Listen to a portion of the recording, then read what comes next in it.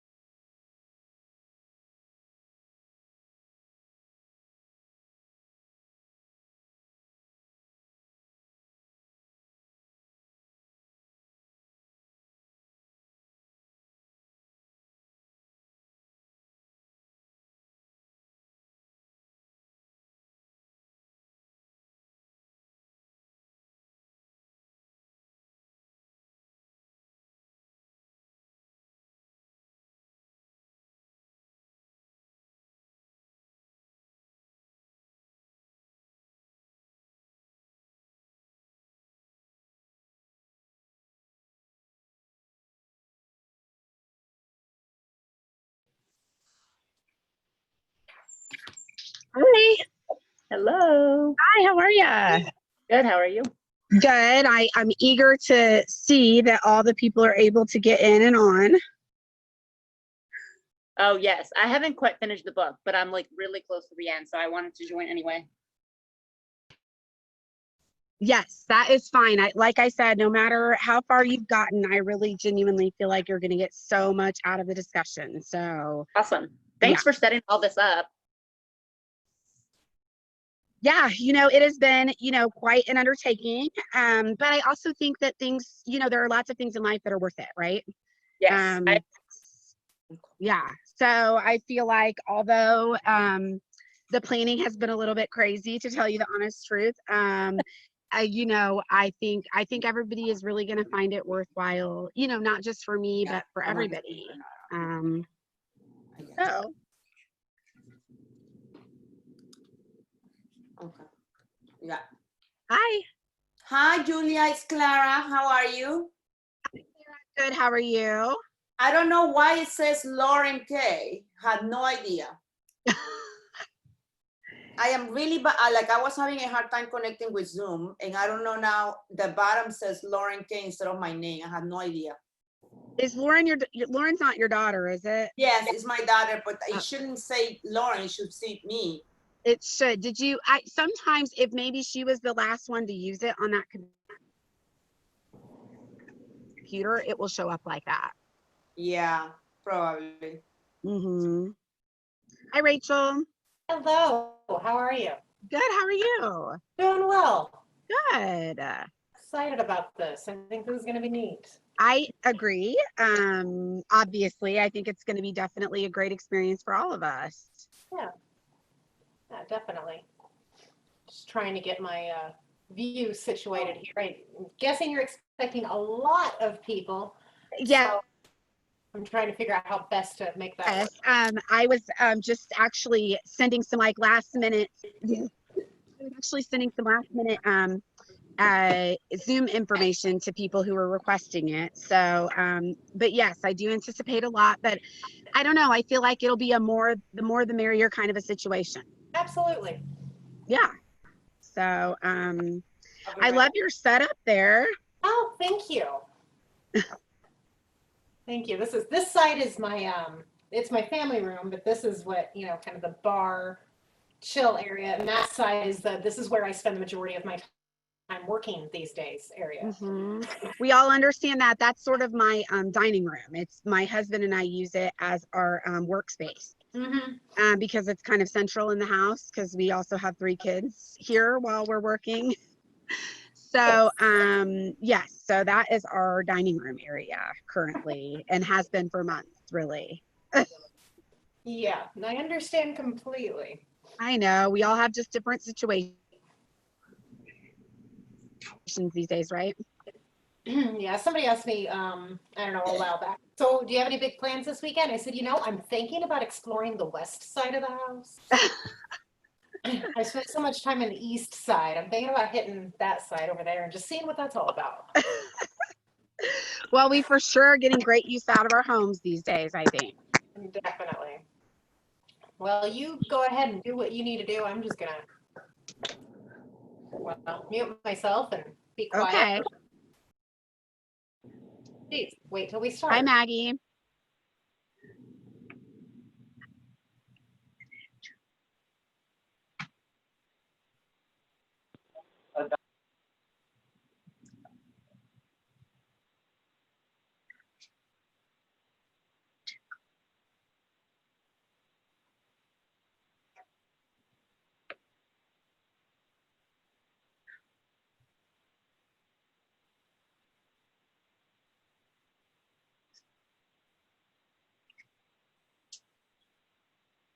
Hello. Hi. Hi, is this Julia? Yeah. Yes, it is. Okay, my name's Christina Shields. I think you know my son, Zach. And Oh, yeah, I do Julie, know maybe. Zach. Yes. Yeah. Yeah. We've worked together in different capacities. He's a great guy. Yeah, that's what he said. Thanks. So I'm at the meeting on my phone, but Yeah. I'm trying to do the Zoom meeting on my computer. Okay. And when I click the meeting, launch meeting, it says sign in to join. When I click that, it puts an email and my password up. I put my email and my own password for my email in, and then it says incorrect password and whatever. So I don't know if there's something else I can do to join the meeting. So your email and your password, you don't have to sign into Zoom, I don't think, to join the meeting. So maybe try to do it without signing in with your name. Is that correct? Does anybody else know the answer to that?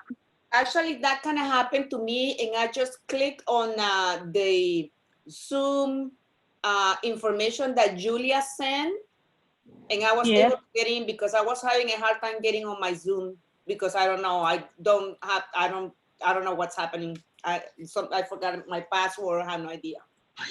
So maybe go just to my email and click on the link there. Exactly. That's the HTTP really, really long one that ends up with Z09. Yes. Mm-hmm. Okay. Yeah. Okay. So And then it opens and it says, do you want to allow this page to open Zoom? I say allow. Yeah. And I'm connecting. Then it puts up this screen that says sign to join, and that's where I get blocked out. Oh. Sign join.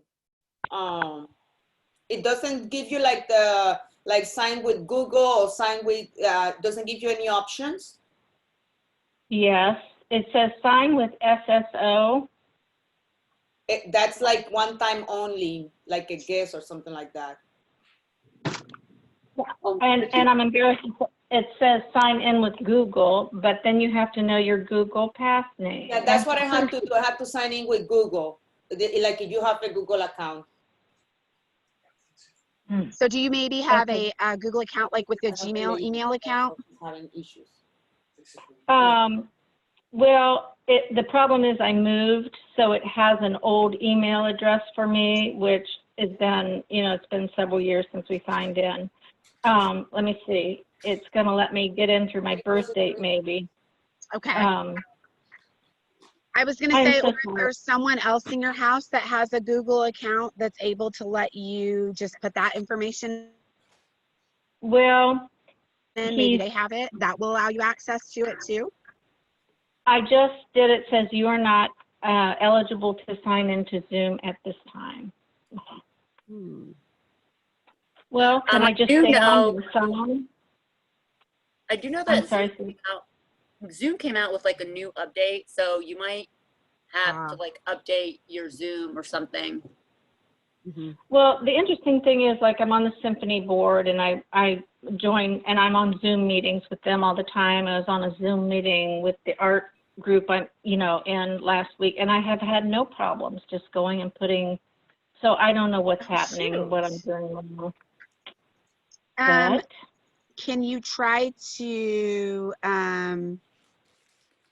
let's see, try to get out of it and then try to re-enter it again, maybe? Sometimes it's kind of wonky, to tell you the truth. Do you have the app? Like, because you can also just try to join by entering Julia's meeting ID and password. Okay, and do I just go to a Zoom site for that? It's if you have an app on your phone, it's just a free app, I think. You can just download it. It will download pretty quickly, and then once you download it, it will act kind of just like the website does, but on your phone.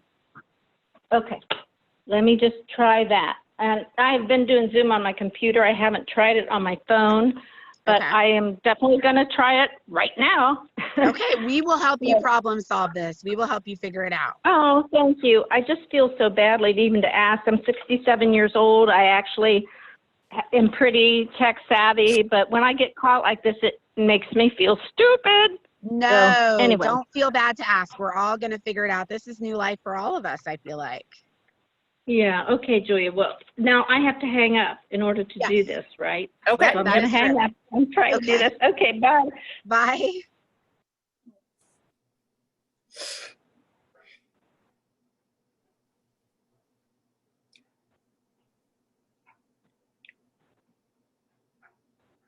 How are the kids, Julia? What is Joella doing this summer?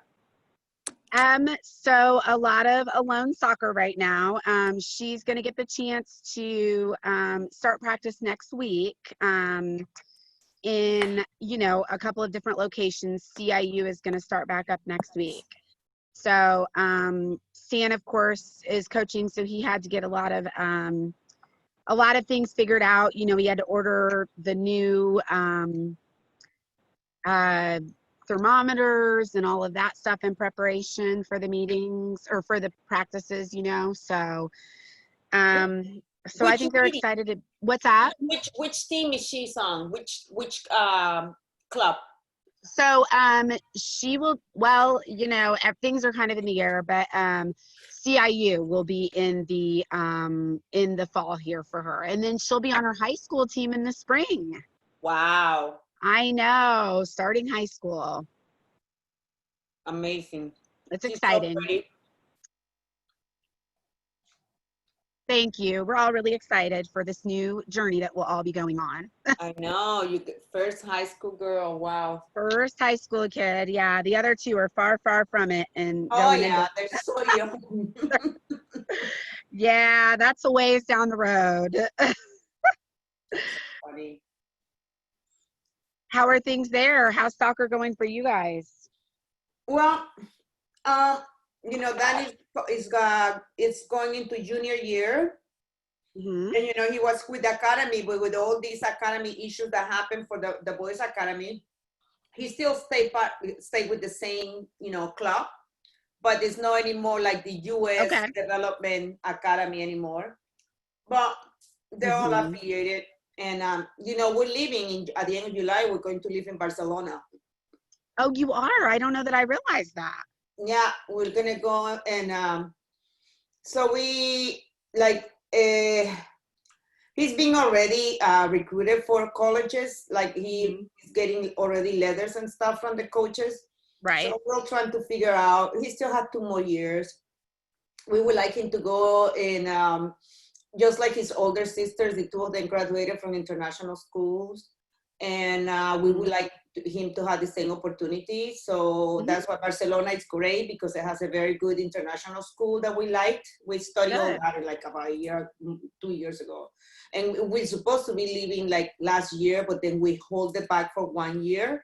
Yeah. Which I wish we would have left last year, because then we didn't have the issues with COVID now. Right. Right. So yeah, we're trying to leave toward the end of July, beginning of August. So he will finish his last 2 years in an international school in Barcelona, and then he'll play for the school. You know, he'll play. Still will be very good training and everything. Barcelona. It really will be. That's amazing. Yeah, yeah. Joella and Stan will be jealous of that news. Well, They Joella goes. beg me daily to leave. It's fun. It is. I agree. We all fell in love with Portugal last summer. So I Oh feel yeah, like, we love Portugal too. yeah. Who did you go with to Portugal? No, when we just went, our family. Oh, okay. Yeah. Okay. Yep. I don't remember seeing any posts. I don't remember. Maybe I did. Yeah, What part in Portugal did you go? So we stayed in Lisbon, but we did a lot of day trips. Okay, yeah, we stayed in Lisbon. Danny played. This was about 3 summers Outside ago. of Lisbon. Danny played Portugal, Greece, and Spain.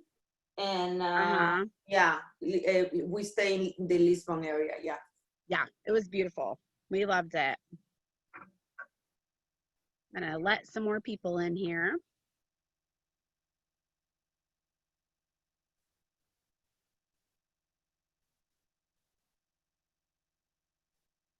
I'll be right back.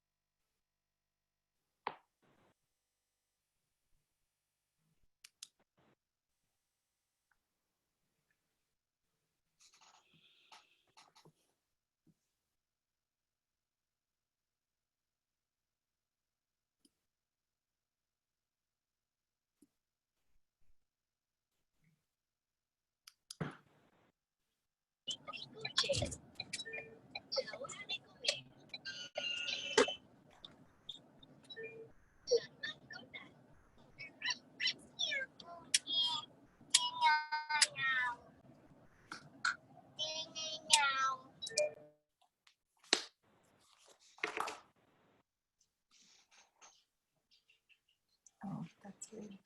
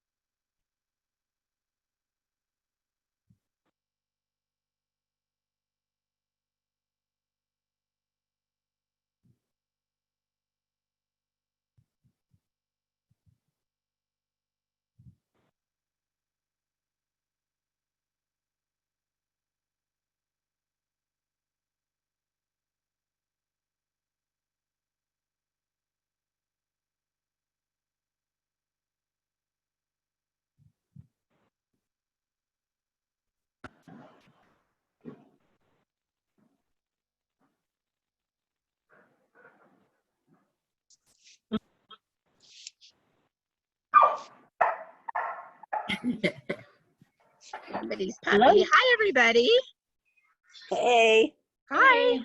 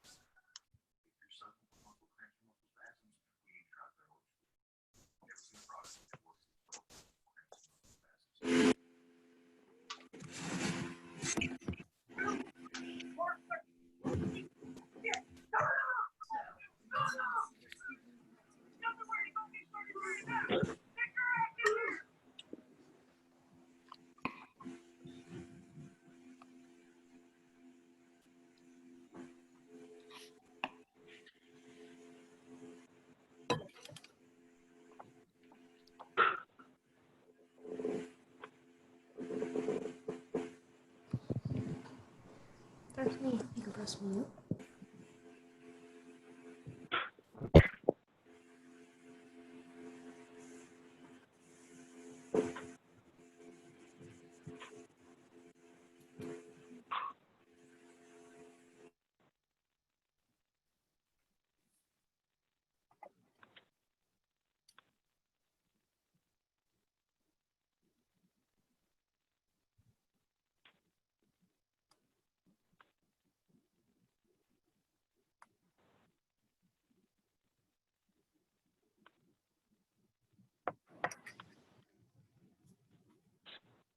Hello?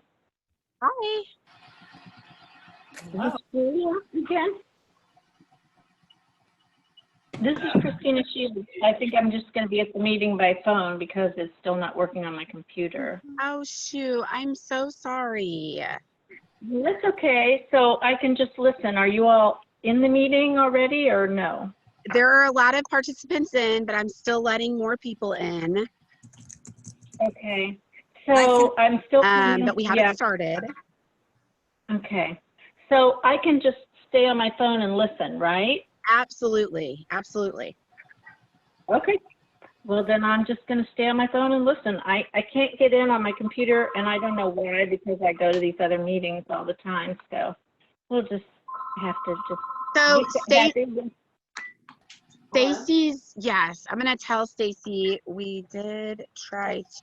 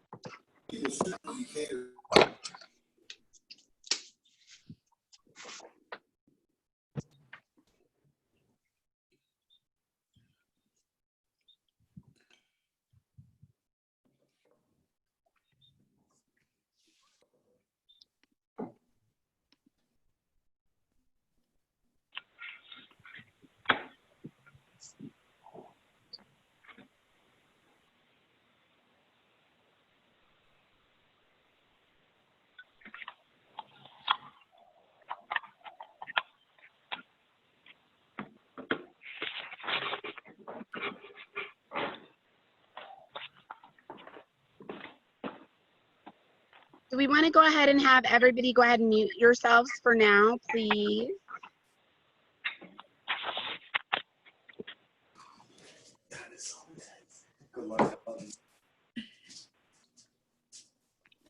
Check in and out.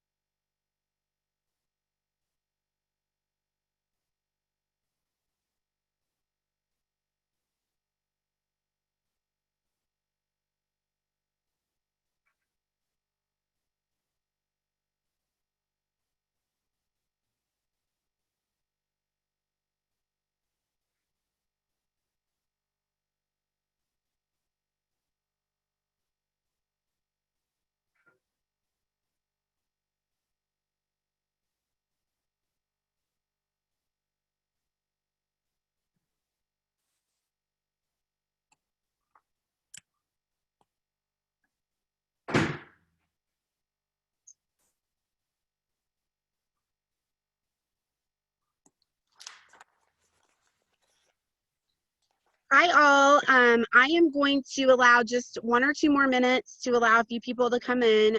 We have some people still joining in. So we're just going to give a couple of minutes since this is our first meeting and we want to make sure that everybody's able to access. Of course, I'll continue to still let them in. Can you all hear me okay? Uh-huh. Okay.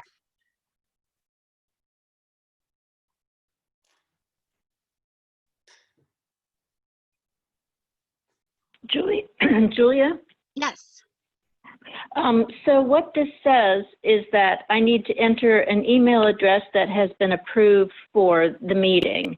So I don't know if that means something on your end that it says that I need to have been approved by the meeting by, and it says my email is not the right email. So I'm wondering if you put in something else at it. So I actually didn't necessarily put in any emails. I just only sent you guys the link to and the information to get into the room.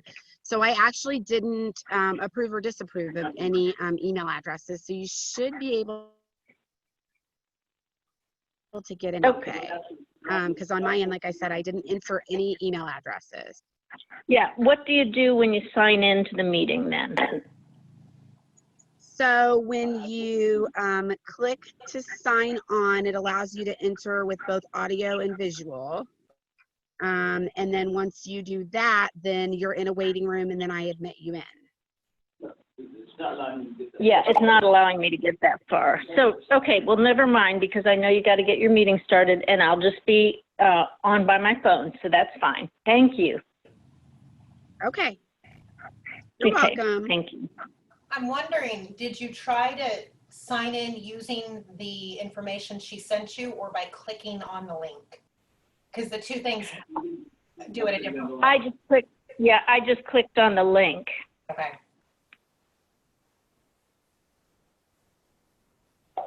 So, Okay, well, we'll figure it out. I had to go to click on the Zoom icon, and then it came up with a box for me to put in my email address and a personal password because I'd already signed up to be able to host, so I had to set up an account.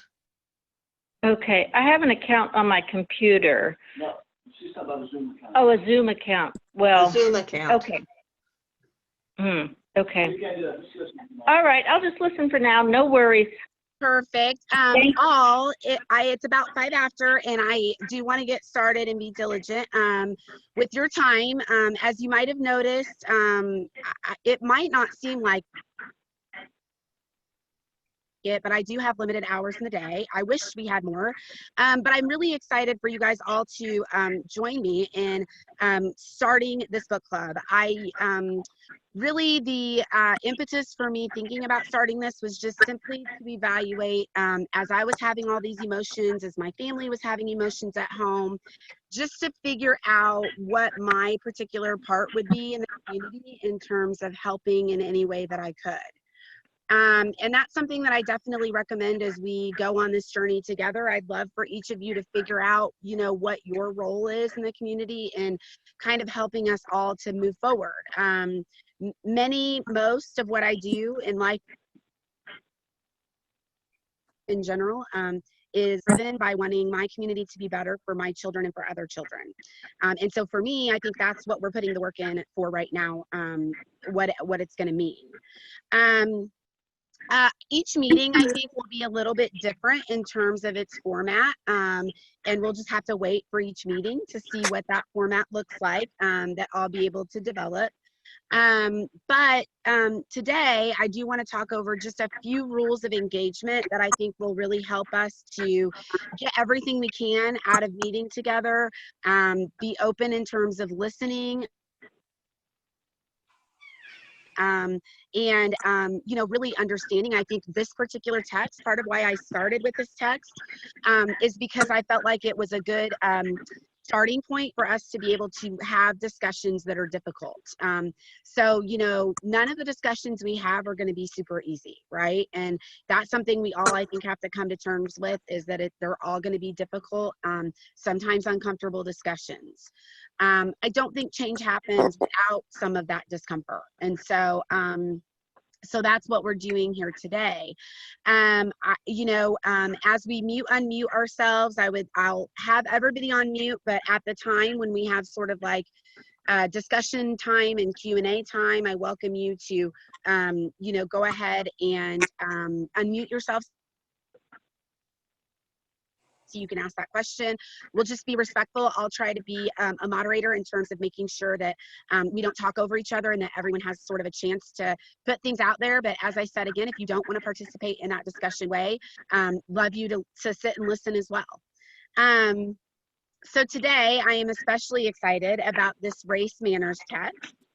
Because as I alluded to, we have a really wonderful surprise for you tonight. I was so fortunate that community members immediately reached out and said that they wanted to help us in whatever way we could to make sure that this book club was a success. And so with the wonderful help of the Community Foundation of Macon County, I am able to introduce to you tonight for the first part of our discussion, the author of Race Manners, Bruce A. Jacobs, tonight. So I just want to provide you a little information about him, and then I'm going to go ahead and allow him to speak because he is actually on the call with us right now. So Bruce Jacobs is an author and an advocate, and he takes apart racism and works for our shared interests against racist, misogynist, anti-LGBTQ, and authoritarian thought and action. His book, Race Manners, was called a must-read by Los Angeles Times columnist Noreen Dresser. A newly revised version with an updated title is actually prepared to be released this fall, in fall of 2020. On his blog, alias Bruce, he was among those who warned early of Donald Trump's explosive appeal to resentful white voters. He has spoken in communities nationwide. He's appeared on NPR, C-SPAN, and elsewhere, and has published op-eds in Truth Out and other online publications. So without further ado, I would like to welcome Bruce Jacobs to talk to us a bit about his text and about these very important issues that we're dealing with right now across the country and here in Macon County, Illinois.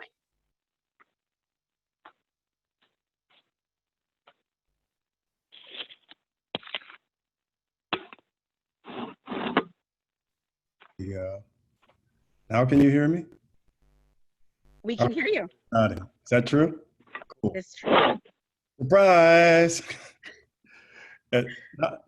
People are not always pleasantly surprised to see you. Not see me. Not everybody in the world is. So I'm really, really happy to be with you.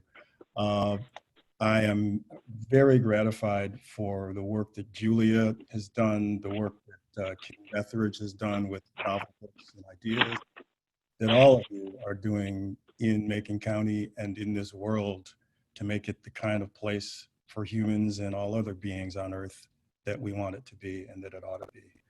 So the plan, I guess, such as it is that I just wanted to share a few minutes with you.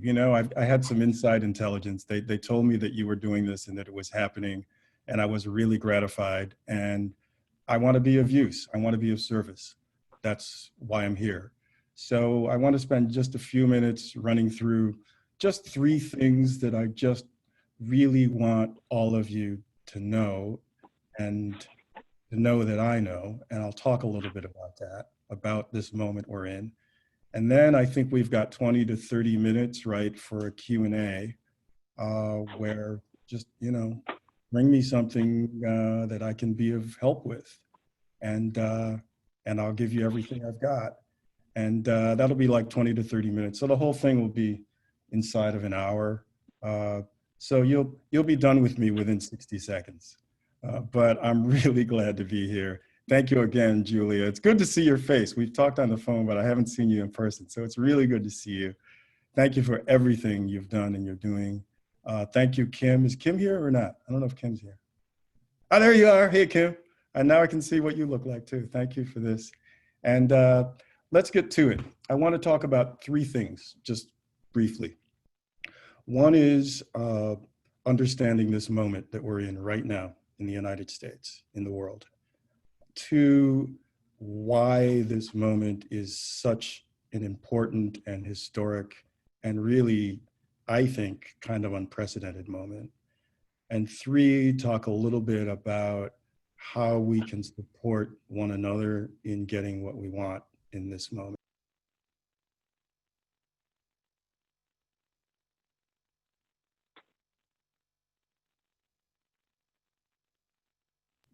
Am I unmuted now? Good? Okay. So anyway, the third thing is how we can support one another in these efforts moving forward. So first of all, this moment. We're all in this moment. I'm in it in Washington, D.C., where I live and where I am sometimes. You're in it in Macon County, where you live, and wherever else you go with the things that you do in your life. And this nation is in it. And so is my cat, who's walking behind my laptop right now, because he likes to be noticed too.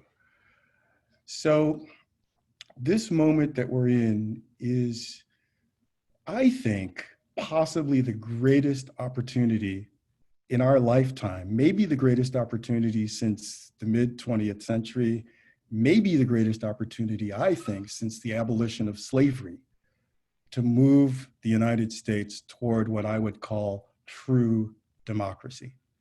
True democracy being a society in which everyone has equal rights of access to power, to the things that are required for life and happiness and nourishment and health, and to be able to prosper in a meritocratic way, right? You know, as you bring and as you contribute and as you are valued equally in the society, you receive from the society. We don't have that now. We don't have anything like a democracy. We have something that's a little bit more like a democracy for the majority of white Americans in the country than for non-white Americans, particularly for African Americans. But it's not a democracy for anybody, nor is it a democracy for the plutocracy right now, who kind of hold the reins and push the buttons as to where the resources go and how our politics work through money, because they don't need a democracy. They just need to be able to do what they want and have what they want. And it feels democratic to them because they have what they want, and we have a system of voting, and we have putative rules of respect and discourse and rights. But in reality, not all of us do. So you know that. So what I think is unique, really unique, maybe completely unique in American history about this moment, is that this is a moment in which the aspects of democracy that have always been denied, particularly to African Americans, by virtue of the institution of slavery, rendering us as African Americans non-human by law, chattel property by law, and unpaid generators of fiscal profit and accumulators of capital for other people, right? Without compensation or without human rights. That has never been true for the majority of most other Americans, but it's closer to being true for a lot of non-rich Americans now than it ever has been before in the history of the country. So for that reason, we have an opportunity for what we have brought as African Americans to the struggle for justice in this country, which is a supreme nation-long awareness and visceral knowledge, literally in our bodies, of what it feels like to be at the bottom of a so-called democracy. We bring that to the movement that many, many, many, many Americans are now joining towards some sort of greater share of actual power in the making of decisions, in payment, in resources, and in how our society is run, because we're now a plutocracy. So there's now a growing section of the white American population, particularly big chunks of the Trump electorate, the Trump base, but also people who voted for Trump who aren't part of his base, who are much, much, much less entitled than they've always been taught that they should be, but are far less entitled than they even were 10 or 20 years ago. And they feel themselves being pushed farther and farther to what, and I'm going to use the word because I think it's apropos here and I'll give myself permission. They are being pushed more and more to what one social thinker called the niggerization of a big chunk of the working white population, in terms of their being denied things that they thought and felt and learned are their birthright, right? A fair wage, decent benefits, a union job, healthcare that works on some level. There's an increasing number of white Americans who don't have this anymore and who see it fast shrinking. Unfortunately, they've wedded, because of an ideology that's being taught and that's continued in the culture, they've wedded that idea of empowering themselves to the idea of disempowering other people, particularly ex-slaves like me or descendants of slaves and other people of color. And so far, that there are different flavors and mechanisms through which that's worked. So far, that effort of that direction in which to channel white rage at successively increasing disempowerment among ordinary non-rich white people has been pretty successful in directing that rage at people of color, at poor people, and at other people who are held responsible for the demise of the culture and the demise of their economic prosperity. But that argument is vanishing really fast. And just about the only thing that the Republican Party, which is really the point of the spear of really just no holds barred, we don't care about anything, not morality, not truth, not honesty. We care about looking out for the vested interests of those who pay us through campaign contributions. That's the ethic of today's Republican Party, today's GOP. And pretty much the last thing they have to offer, desperately angry, justifiably angry, white Americans who are not well educated, who are not looking at a lot of options for where their careers and their livelihoods and their economic empowerment can take them, and who feel themselves sinking fast, can't even afford decent health coverage for themselves and their families, let alone the wages and the whole idea of societal security. Pretty much the only thing the Republican Party has left to offer is some sort of displacement of that rage by blaming and hating and being angry at other people, which is what brought us Donald Trump. That's exactly Trump's whole card. And you know this, he's a fake populist whose job it is to keep white working Americans who want and complain about the same things that African Americans have been wanting and complaining about for decades, to keep their search for those things separate from ours, separate from mine. And the reason that this moment is so crucial is because this is, from what I've seen, from the way it looks to me, perhaps like the greatest moment of proximity between the fire in the bellies and the hearts of we African Americans for economic and social justice, and that of a big chunk of non-rich white Americans. It's really close right now. It's tantalizingly close. And the only thing that's really in the way, the big brick wall, is the idea of white supremacy. The idea that somehow your whiteness and you're being entitled to a certain amount of superior experience, superior reward, superior privilege in the culture, somehow makes that supremacy a non-negotiable need for your own psychological, cultural, and economic survival. It's the way it feels to a lot of white Americans, particularly those who are in Trump's camp, particularly his base, which is just about a cult now, really is a cult, because this anger has literally driven them insane in a socio-political way and unable to think about where they are in terms of the decisions that they're making, because they're so desperate to reclaim this thing that they've been taught is all they've got, and if they lose it, they are nothing.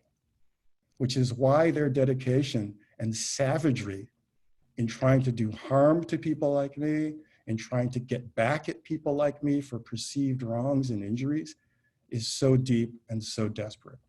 And Trump's own insecurity, his own sociopathy, because he is a sociopath, his own interminable, bottomless need for affirmation and for raw exercise of power as a human being, as a little toddler, which he is, dovetails perfectly with this state of mind of many, many white Americans. This is a moment when we can break that wide open, because it's a moment when cell phone technology has made the reality of the brutality of white supremacist rule of especially impoverished Black communities obvious to everybody. And it's a fact that no one can deny unless they have such a vested interest in denying it that they suspend their properties of logic. So this is an incredible moment. This is a moment when we can move this country, for example, into something that the entire rest of the civilized, I'm not going to say civilized, I take that back, the entire rest of the developed, the more civilized part of the developed world, more civilized than the United States, has, which is, for example, reasonably affordable or free healthcare for everybody. The reason we don't have that in this country, the only reason, is that the legacy of slavery and white supremacy created a firewall where the idea of everybody being equal and sharing in all the proceeds of our culture and our society is forbidden. And if you go back and you look at it and you think about it, I think you'll see that that's true. And so breaking the hold of white supremacy on the culture is an opportunity for this mass of human beings, all of us, all the way from you know, the lightest Caucasian person to the darkest Black person. Black, white, brown, red, yellow, all of us can come together for the sake of what we need and what the society needs and what the world needs. So I'm watching the time. I'm gonna move into the specifics of one aspect of that. But I want to tell you a quick anecdote first. I've been on the road doing this work with this book and these books for a long time. I've been to most of the states, not all of them. And there was a time when I did more than one, actually, trip to Montana with this book to talk to people in Montana about the things I'm talking about with you. And I also, that same month, did a trip to New York and spoke at a bookstore in Harlem. I think it was like 125th, maybe, in Lenox. It was a big bookstore in Harlem. It's not there anymore. It's been replaced by something else. But and I gave talks in both, and I talked to people in both. And at both of them, I heard mirror images, but from opposite directions of the same thing. What I heard in Montana from an almost all white audience, because, you know, my joke about going to Montana is that they changed the demographic numbers on the sign when I crossed the state lines, right? Is that there are a lot of white people. It's a very, very white state. And the biggest non-white group demographically in Montana, not surprisingly, is Native Americans. It's not African Americans. So the biggest thing I heard there, epitomized by one man who stood up, was, I'm going under. I can't afford health coverage for my family. The schools are terrible. The meth problem was huge then. It still is, but it was really becoming huge. Meth is decimating our communities and our high schools. Nothing is working.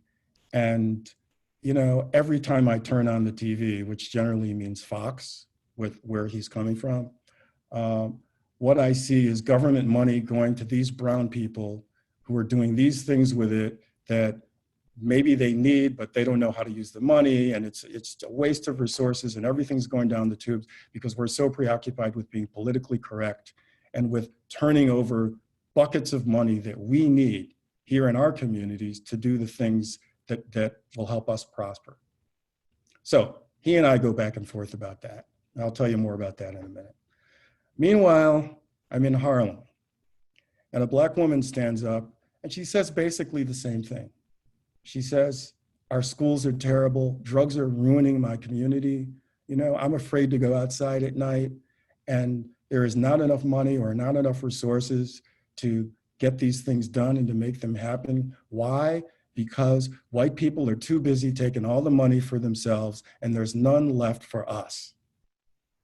And I've since been back to Montana and back to Harlem. And what I say to folks, anytime anybody gets up and says that to me, I say to the white person, I want to introduce you to a Black woman in New York City because she wants exactly the same stuff you want. She has exactly the same complaints, but she blames you just like you blame her.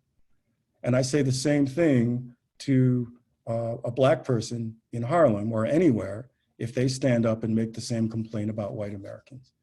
I say that because this is a moment when we can actually break through that ridiculous argument and look at where the money actually is. You and I know where the money is and where it could go and how it could be used to make this an actual democracy where when you vote for a policy, you get the policy that you voted for, instead of getting a version that's edited by corporate money that filters the policies that actually make it onto the legislative table through the filter of campaign finance. That's the key to all of this, is that money through campaign finance buys policy that does not look like the public interest, because it can't give the public what it wants, because money wants something different than what you and I want. So I think the second thing that's so crucial to understand in this moment that we have is that, as some of you may see or be thinking already, we're staring down really feasibly the barrel of what could be a turn toward autocracy or fascism in this country.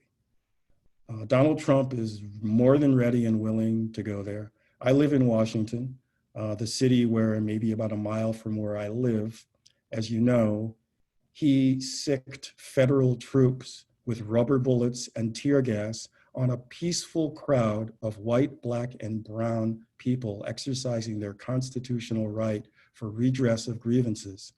He sicked military American federal troops on them with rubber bullets and with tear gas to clear the park so that he could walk through the park, stand in front of a church, hold up a Bible upside down, take a picture, and walk back to the White House.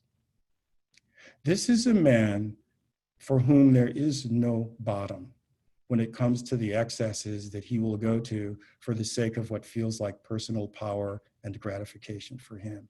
And that agenda of his, personally, dovetails perfectly with a ruthless corporate agenda that would pretty much love to have an excuse to see the country on kind of sort of political lockdown indefinitely, and a crackdown on the kinds of dissent that are going to become more and more common as this culture and this economy squeezes more of us out of the essential kinds of incomes, services, support, and collective life that we need.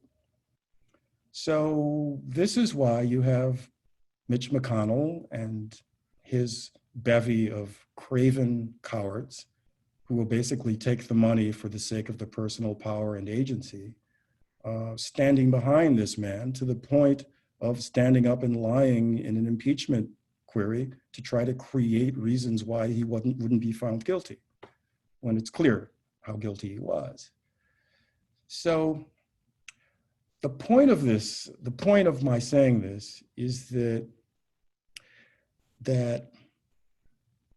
the reason why Black Americans are leading this fight right now for economic and political justice, why we're the point of the spear on calling out how America is turning this into has turned this really into a state of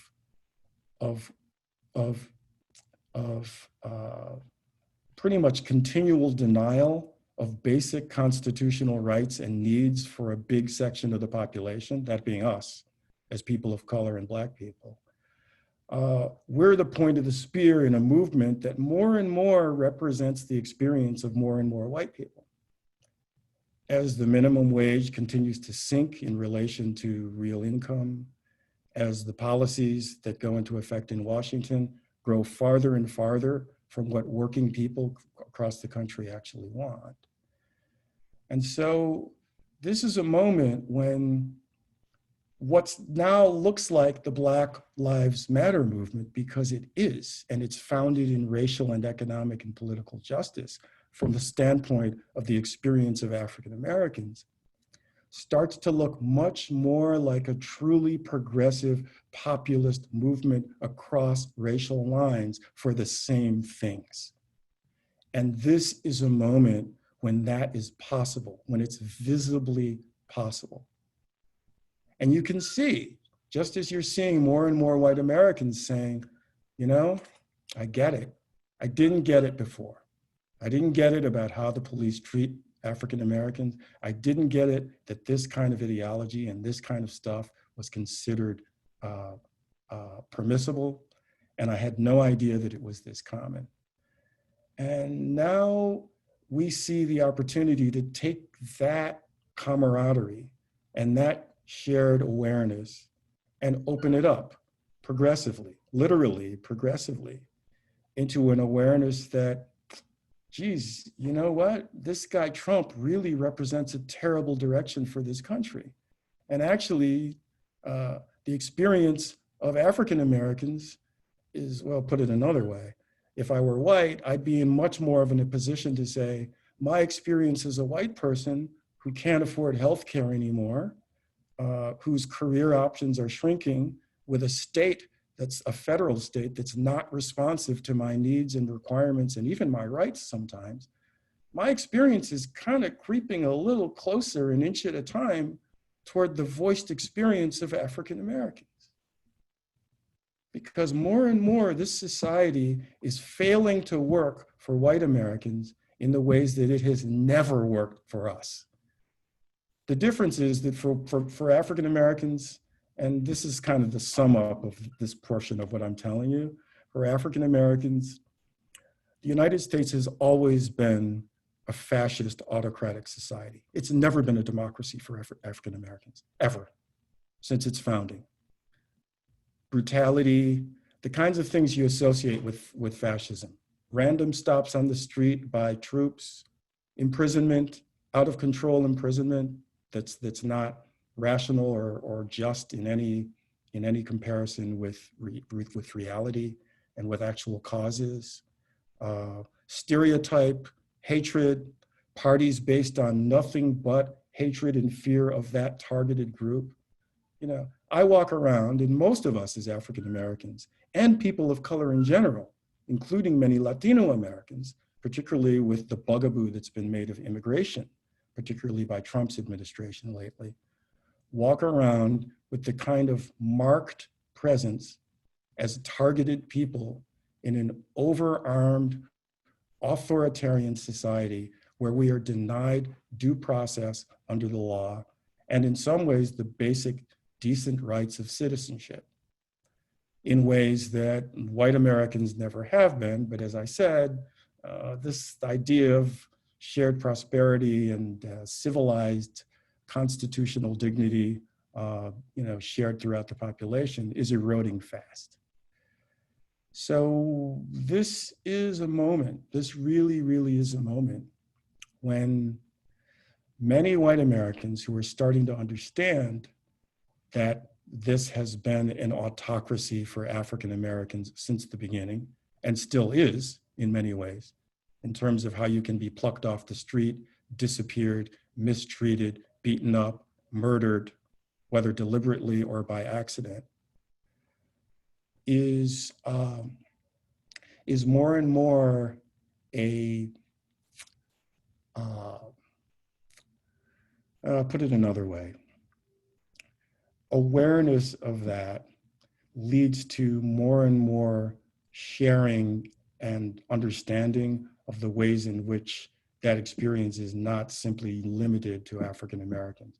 And I think one of the reasons that you're seeing this increased participation of white people of all ages in huge numbers in what's historically been an African American led search for justice right now is that you have an increasing sense in this culture that more and more of us individually are disenfranchised. We don't really feel as empowered. Even white Americans don't feel as empowered individually in this so-called democracy as even many did 5 or 10 years ago. There's an increasing sense of being alienated from the power in your own society. And I think that's going to increase, particularly if Trump wins a second term.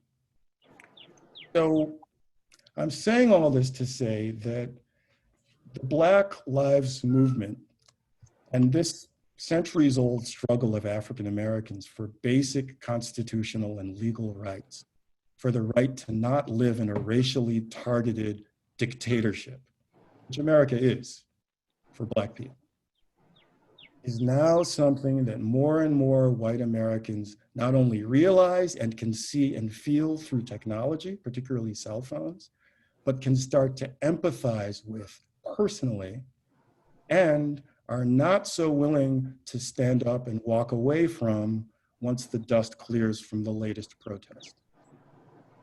And what I'm trying to feed, in addition to being part of a movement for African American justice, racial justice in this country, my parents did it, I did it, you know, a whole bunch of us do it in all the ways that we do it, is to try to be part of the point of the spear of a true democratic, small d movement, a multiracial movement for shared rights, prosperity, healthcare, everything else that goes with it in this society, because we are the outlier in the developed world. The developed world looks at us with horror, not just because of what we do to African Americans and how brutal our policing is, and how craven and greedy and immoral our penal system is with the private money that it's driven by, but also because we so wickedly deny our entire population the basic resources that they're entitled to, all of us, including free healthcare. We could all have free healthcare and the rich would still be fabulously rich, but we don't because it's gone off the rails. I think campaign finance reform is a key to that, but I think everything that the Black Lives Matter movement represents and that the cross-racial, cross-human coalition that has been building around it represents can take this country to a place closer and closer to true democracy.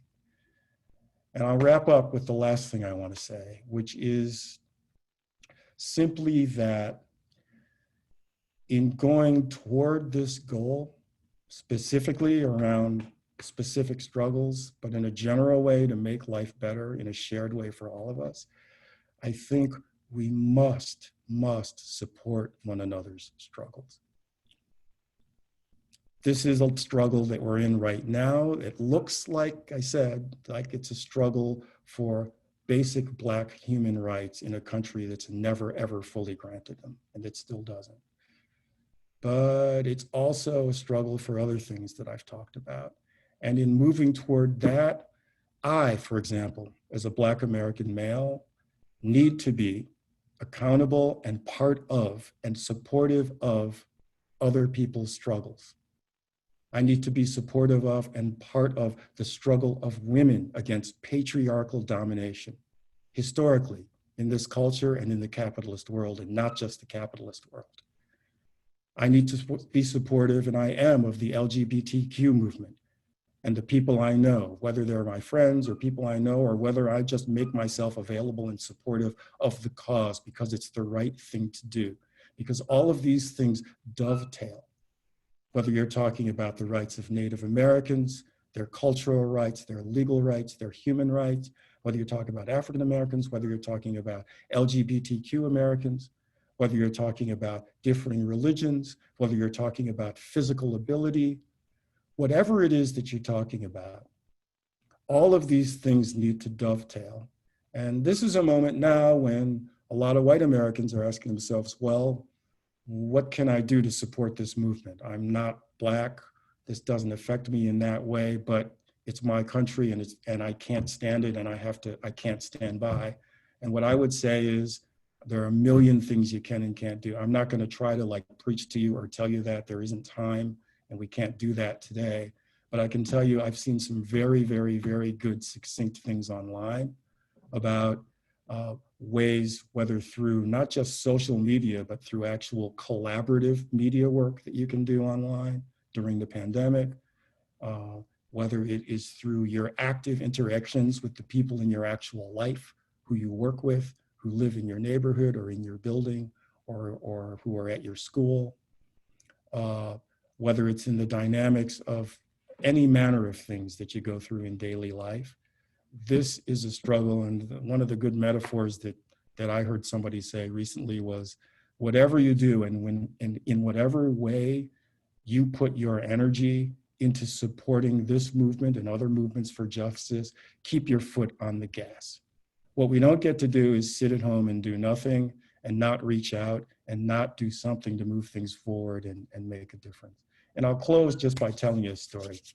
When the first edition of Grace Manners came out many, many years ago, I was on the road and I'd moved out of the place that I lived and all my stuff was in storage at the home of my landlord's partner. And he had a farmette with a farmhouse on it. And he let me basically take a bedroom and pay him a little bit of money for it and leave my stuff. And I'd be on and off the road doing that. And I would come home and we'd sit on the porch and we'd eat and we'd drink and we'd talk. And he's gay. And he would tell me stories about his experience as a gay American, some of which paralleled my experiences as an African American, some of which don't. But the point is that in those months, my friend and I had conversations that I'd never had before in my life about the shared experiences and different experiences of selective oppression. And from that moment forward, I was raised and taught as a child. We all were. I have 3 sisters. We were all raised and taught as a child to not take anything for granted in this world and to try to give as much as you've been given. I think every parent wants to teach that to their kid. But it really was these particular conversations with my friend. I think because I'd just written this book and I was flushed with radio interviews and with, being out in public doing this thing. And I felt like, I'm a warrior for justice, man. I know a lot. I really thought I knew something. And Tim, my friend, set me up straight. And he didn't lecture. He didn't need to. We just talked. And, that began, a further inquiry and depth of support, like wherever I go, wherever I am, with people I meet, with things that need for me to be participatory.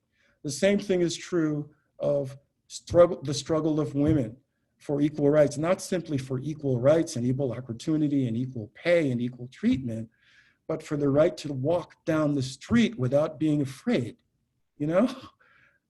I got attacked on the street not long ago and beaten up kind of badly. Had nothing to do with race or with money for that matter. It had to do with the kind of rage that's being percolated among young people in this culture right now.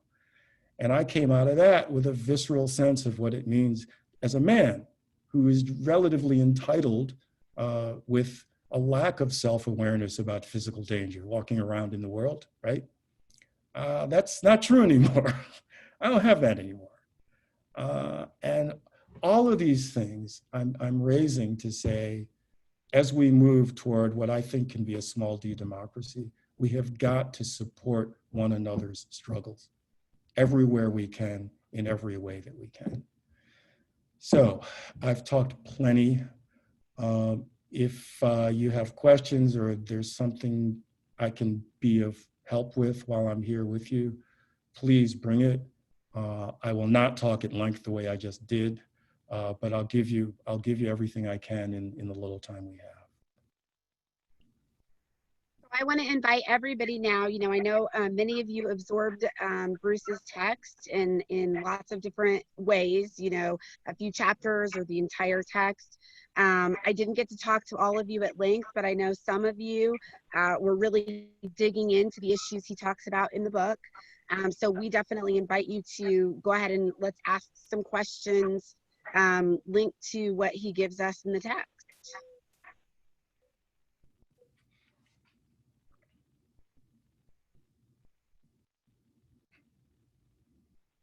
You don't have to. I mean, I can talk more, trust me, but I really want to listen to what, you know, what I can help with, if there is something. And I'm sure there is. I have a question. This is Ouija, Julia. You mentioned several times evolving to a true democracy, small d democratic society. But I'm reading a lot recently about young African-American people who are choosing not to participate in democratic processes because they've lost faith in the institutions, which is certainly makes sense. And so they're choosing to organize activities differently on the ground, but don't plan to vote in the future. And I wonder if you could comment on that and how that's going to impact this movement going forward. What's your name again? I'm sorry. It's Ouija. It's Louise. It shows Louise on the screen. Yeah. Okay. Hi, Louise. Hi, Ouija. Hi. I have a great aunt that we all called Wheezy, whose name was Louise. That is a great question. I will not talk for 10 minutes about it, but it's a great question. I think the succinct answer that I can give you about that, because I've thought about, a lot of us have thought about that a lot. I think the problem with this whole scenario is that what we call democracy in the United States has delegitimized itself with disenfranchised populations. That's the problem. And once you've seen through brutal practice that the act of voting and of ostensibly participating is a farce that just brings successively different flavors of the same kinds of oppression year after year, decade after decade, century after century, it's easy and really pretty much the default place for a lot of people to go. Well, that's half the American population right now. The place where they go is, why vote? Why vote? I mean, and a lot of people actually feel more empowered by not voting than they do by voting, because by walking away from the opportunity to vote, you're saying, in effect, you can't fire me as a potential citizen with agency. I quit. I'm walking away because you haven't let me exercise my power anyway. I vote, but it's all candidates who are going to do the same things that keep things bad for us. Nobody votes for free. Nobody makes free healthcare happen. Nobody makes better policing happen. Nobody makes decriminalizing drug addiction happen. And so my community stays, you know, like militarily occupied, and my life remains what it is. And my choices are, do I be part of a charade and prove myself a chump by legitimizing this and voting in the voting booth? Or do I walk away and feel as if I'm at least standing up for what I believe because I can't believe in this system? I think that's what's happening. And that's why 50% of the potential votes in America in elections are on the floor, because people don't come because that's what people think. Actually, the Washington Post did a really good investigative story about why people don't vote. I think it might have been 2 years ago. I want to say maybe 2018. If you Google it, you'll find it. It's a very, very good story. And it's one of the few times in mainstream media when you will see citizens, you know, reporting this narrative. Not the narrative of I can't be bothered or I don't care, but the narrative of I care so much that I can't stand to be humiliated by the fact that my vote means nothing after I vote. So I think what we can do with that is, number one, give folks a hope of creating a system that's responsive to to their desires through movements like this one, movements for economic empowerment, movements for demilitarized policing, movements for something that abolishes the idea of it being a police department and makes it a public safety department, right? Where the idea is not policing, the idea is protecting. Europe is closer to that than we are, but they're not all there either. So I think that's the short answer to your question, Louise, that I can give. It's a great question. I think what we have to do literally is give these folks something that they can support. And if it's not voting right now because of the system we have, then it should be a movement to create a system that's worth voting for. That's what I think. Thank you. Thank you very much. Thank you. Hi, Mr. Jacobs. Oh, go ahead. Hey, Mr. Jacobs, this is Janelle Keck. I have a quick question for you.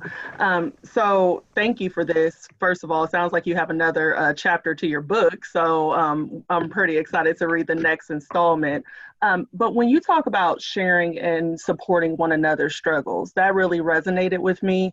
I feel as an African American, we are more apt to sharing the struggles. We understand the low income struggle. We understand these struggles better.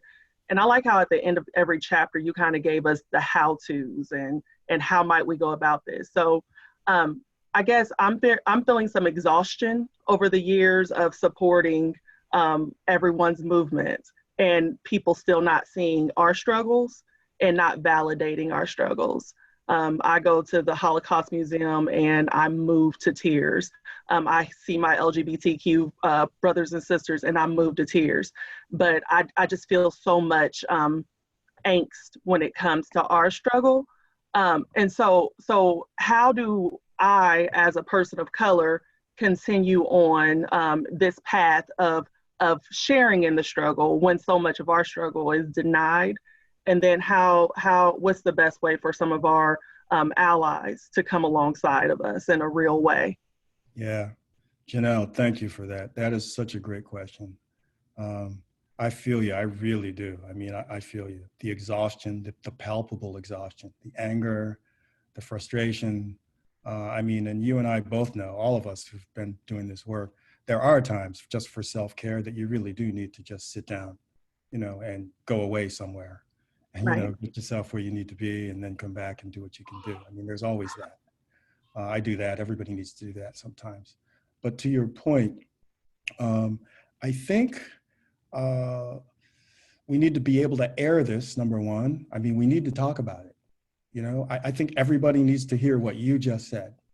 I'm out here for you all. We've been doing these things and there's a certain amount of back and forth, but it's more forth than back.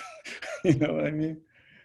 I think that needs to be aired. That needs to be something that you say. It needs to be something that if you write or if you contribute things socially, through media or through journalism or through whatever vehicles you reach out to the larger body of Americans, I think that needs to be something you say. I think if you show up at a meeting or if you're having a casual conversation, it's something you need to say. And I think it's something you need to expect and demand.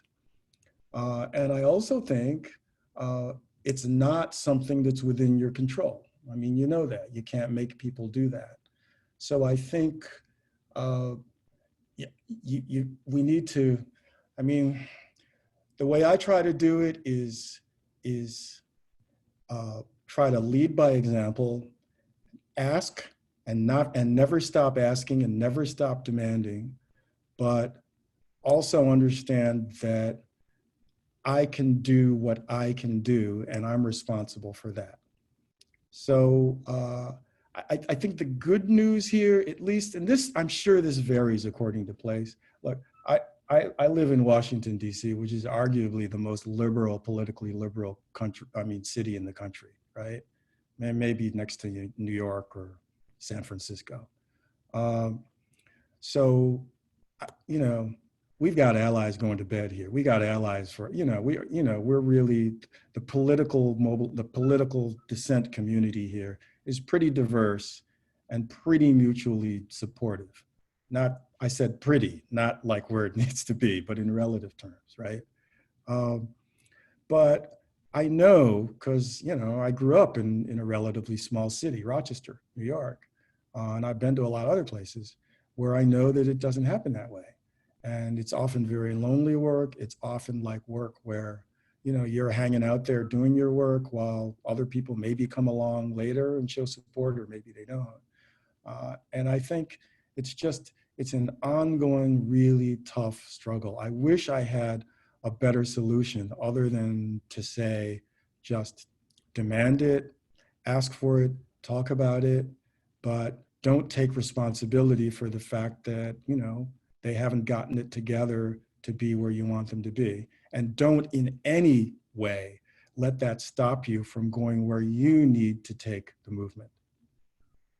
Because, if Black Americans, for example, or take another example, if LGBTQ Americans, right, had waited and waited and waited and waited until enough people were with them to act out in public, literally act out their rage and their need for participatory rights and legal rights and civilized treatment in this so-called democracy, never would have happened.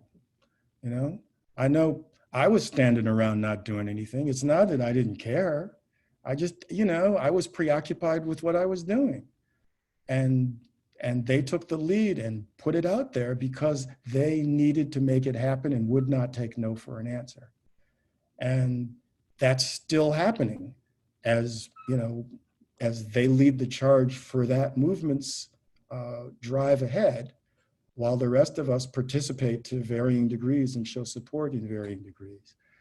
So, it is kind of always thus, but I think what gives me heart in saying what I said to you about the suggestion to show support is that I see in this particular moment of when the Black Lives Matter movement has been so vividly influential to so many Caucasian Americans, because of how obvious it is what's happening in Black encounters with police, that this is a moment when I've seen more white folks taking it on the chin for a cause, literally taking it on the chin for a cause that's, that's quote unquote my cause, right? It's not, but you know what I mean, than I ever have before.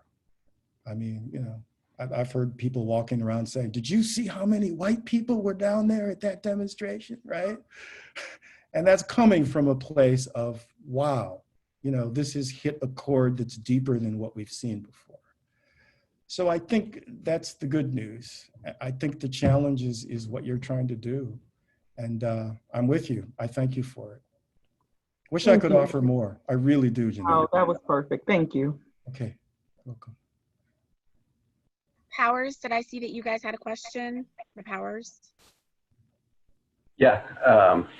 So I was wondering, as I kind of hear you talking about like the movement, and it makes me feel like with movements sometimes that they end, and maybe the long-term change doesn't actually come because sort of the immediate goals of the movement were achieved, and we kind of go back to our lives. And so hearing what you're talking about with like representation and frustration with like political parties and that sort of thing, in your opinion, is there any pathway in which maybe BLM evolves into its own sort of political party that would sort of take the place of some of the parties that are now in power now that don't actually represent a broad coalition of people?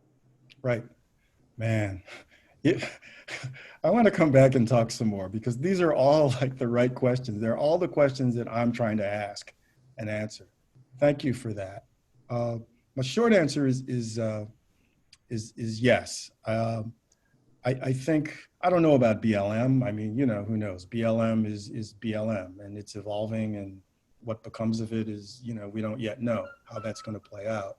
But the cause that BLM represents, which is that of Black resistance and societal movement beyond barbaric, fascistic treatment of people in Black communities by stormtroopers, basically what their mission is about, dovetails perfectly, as I've said, with the other priorities and the other things that Americans so badly want. So, for example, I'll give you an example. Like one of the things coming out of the protests against police mistreatment right now is I won't call it a movement, but it's a push to quote unquote defund police departments. We all know about this, right? I think defund is a misnomer. I think mainstream media have really fallen down on the job in pressing to define what that actually means. Because, in truth, if you look from what I've seen, the people, including Minneapolis, who are pressing to quote unquote defund the police department, the scenario is not that you take all the money and walk away and you don't have anything at all doing that anymore. The scenario is you take away all the money for this entity that called itself a police department, and you build a new one that looks much more like what I'm calling a public safety department. That's what's behind all of this so-called defunding of police. Now, Trump and his operatives want to make it appear as if what this means is kill all the police, put all the police in jail, no more police, everybody does what they want, take the money and give it to people to go buy, Hostess Twinkies. That's the Fox News narrative on defunding the police, okay? But we know, and the argument and the narrative we have to put forward is that so-called defunding the police really means replacing armed departments that solve social problems with violence and little else, with public safety departments that are responsible for people being safe and healthy in every respect. That means, yes, when there's a violent incident, you have someone show up prepared to deal with it. But the fraction of what we call police work that involves violence goes down drastically. Because anybody who talks much or has done much of this work will tell you, in terms of policing and in terms of going out to try to take care of and solve social problems, will tell you that 90-something% of the problems that police are sent out to deal with are not solved by violence. They're the result of other things that people don't have, right? Drug addiction is one of them. Poverty is another one of them. Mental illness that's not accounted for and not dealt with because there aren't resources for it is another thing. Domestic violence that comes out of people going through whatever they're going through and dealing with an economy that's tanked because it doesn't serve the general population is another thing. So I think that's a case where, to answer your question, something that looks, in the moment as if it's about freeing Black people from being attacked by racist and brutally selective armed police is actually a societal prescription for how every community in the United States could be safer, and we could all get the things that we really, really need when we call 911 for them. And we don't get that now. Odds are that when you call 911 for an emergency, someone will show up with a gun equipped to make it worse, not better. And that's not what we need. So I think, just as the COVID crisis has kind of laid bare a lot of the structural failures of this society right now, when it comes to healthcare, when it comes to economic justice, when it comes to how decisions are made to deal with these things nationally. I think that that the Black Lives Movement and dealing with the consequences of racist, violent policing opens up this whole realm of other issues that are relevant to every citizen in every community in the United States. Because whatever the color of your skin, whatever your background, whatever your sexual orientation, some way or another, I guarantee you suffer by virtue of a police department that thinks that the solution to any emergency involves showing up equipped for violence. It doesn't work, it'll never work, and we can do better. So I think, you know, this is a really good example of how what looks like, I think, a Black issue ends up becoming more of a income distribution issue, more of a, you know, sort of epidemiological and sociological public health issue of like what's good for everyone in a community in dealing with emergency situations. That looks like a lot of things that aren't specifically Black people's relationships with police. So I think in that sense, it's been a trigger, so to speak, sorry. It's a trigger and it's a window for opening up a movement for more priorities than simply better or different exercising of emergency authority, AKA policing. So I think that's where we go. Whenever there's an issue like this, we look at how a differently structured society or a different economic approach to these problems or a different political approach to these problems could address that issue. I'll say one more thing on your question and then I'll stop. On the road, a lot of people ask me if you could just get one thing that would like improve race relations in the United States, what would it be? And my answer, which surprises a lot of people, it's still the same. My answer is campaign finance reform. If you take the money out of politics and you make the way that money is spent in cities and in communities look like what Americans actually want and need and the kinds of people they would vote for to get it done in Washington, were those people able to run and win in order to do those things? American policy toward everything would look different, really, really different than it does right now. Healthcare policy would be 180 degrees different than it is right now. Policing policy would be different. Public health policy would be different. LGBTQ policy would be different. Environmental policy, we haven't even touched on climate change, would be different.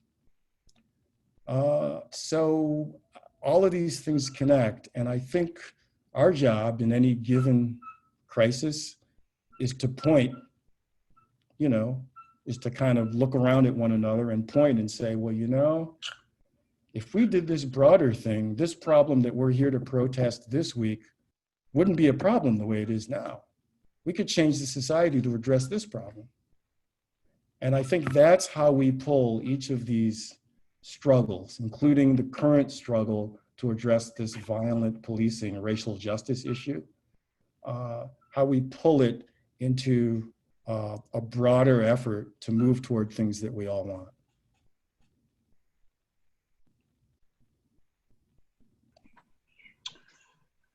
Thank you for that. It was good. Sure.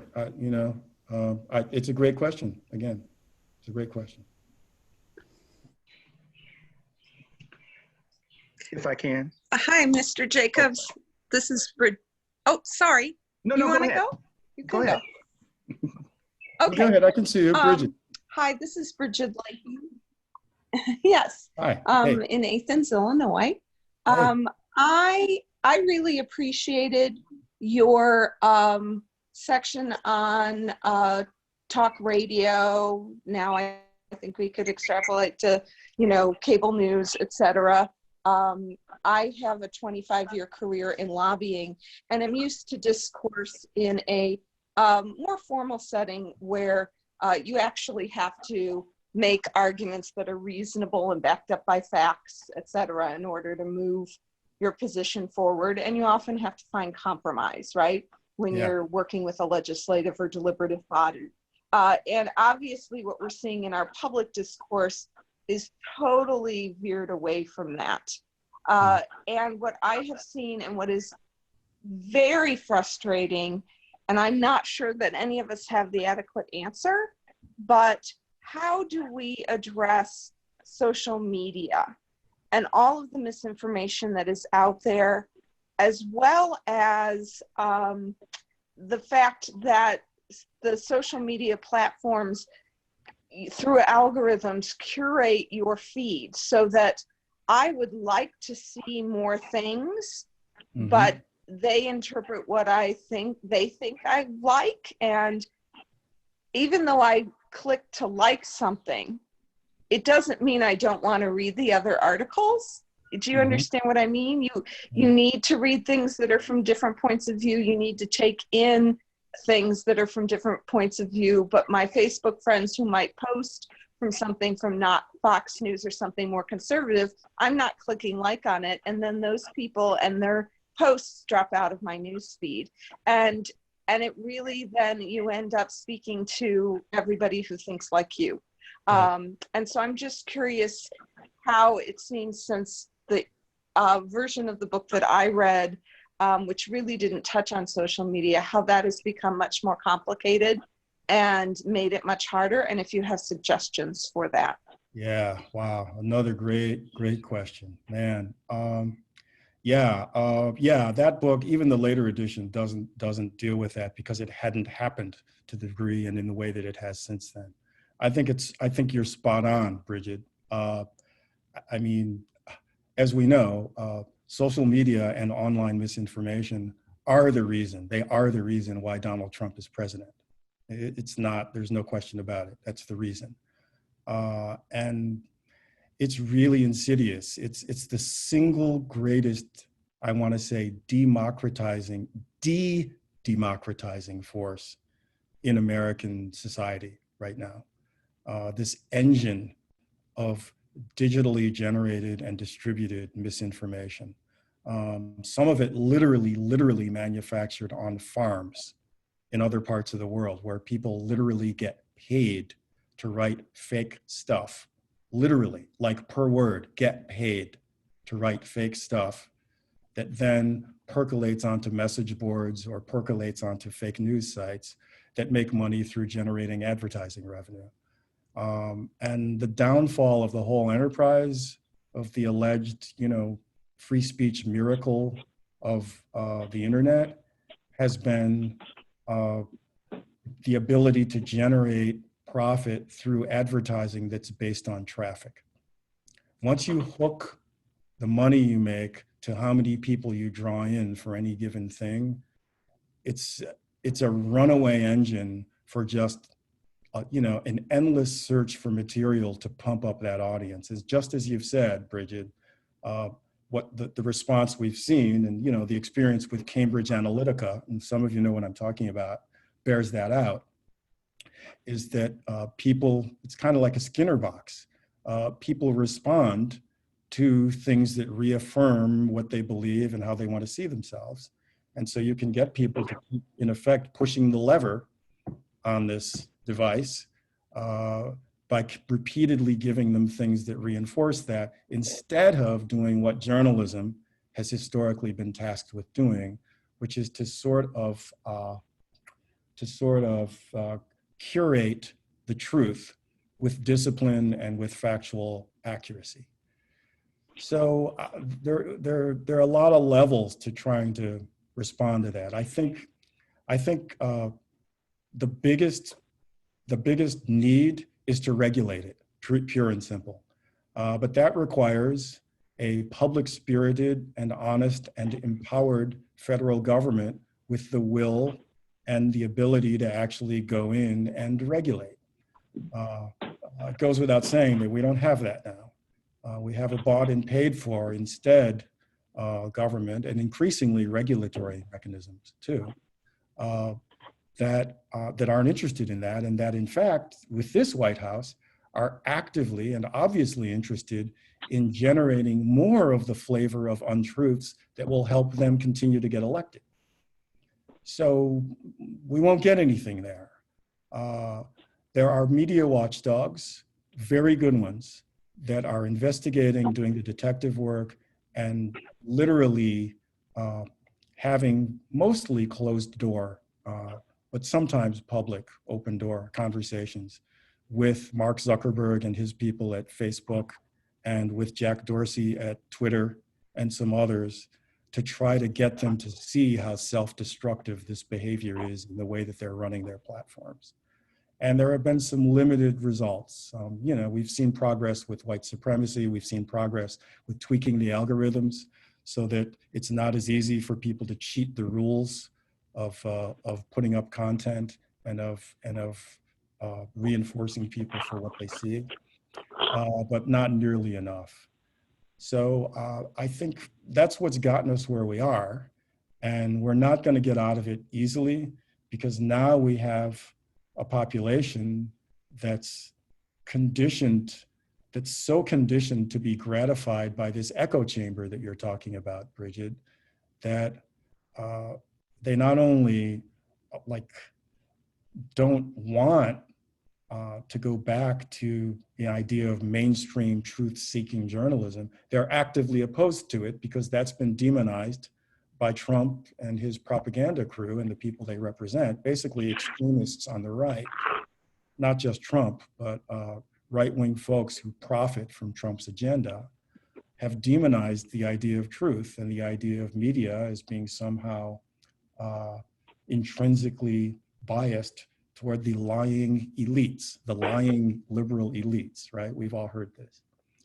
So to be honest, I think it's gotten so bad with the irretrievably misguided parts of the Trump base and the hard right that we're better off putting more of our energy into trying to raise a physical grassroots movement for organic governmental change so that we can get a government that will put policies in place that make sense to most people, than we are with trying to force the currently empowered regime to actually choose to enforce more and choose to regulate more, because that's what it's going to take. It's like poison. It's like medicines with poison in them. I mean, there's no way out of it but to regulate, unless you're going to shut the whole marketplace down. And I think that's where we are, unfortunately, with online misinformation, which is another reason why I think that boots on the ground with movements like the one we're responding to today, with Black Lives Matter and with racial justice and policing. But the same thing applies to the climate movement. The same thing applies to the movement for LGBTQ justice. The same thing applies to the movement for empowerment of women against rape culture. All of these things, at the end of the day, what sits the society up straight is when a whole lot of people stand up and act out. And everything else is kind of doesn't rise to that standard of efficacy, unfortunately. It's how slavery was ended. It's how Jim Crow was ended. It's how the worst kinds of anti-LGBTQ oppression were ended. It's how women's suffrage was gained. And I think we're in that kind of place today. That's what I think.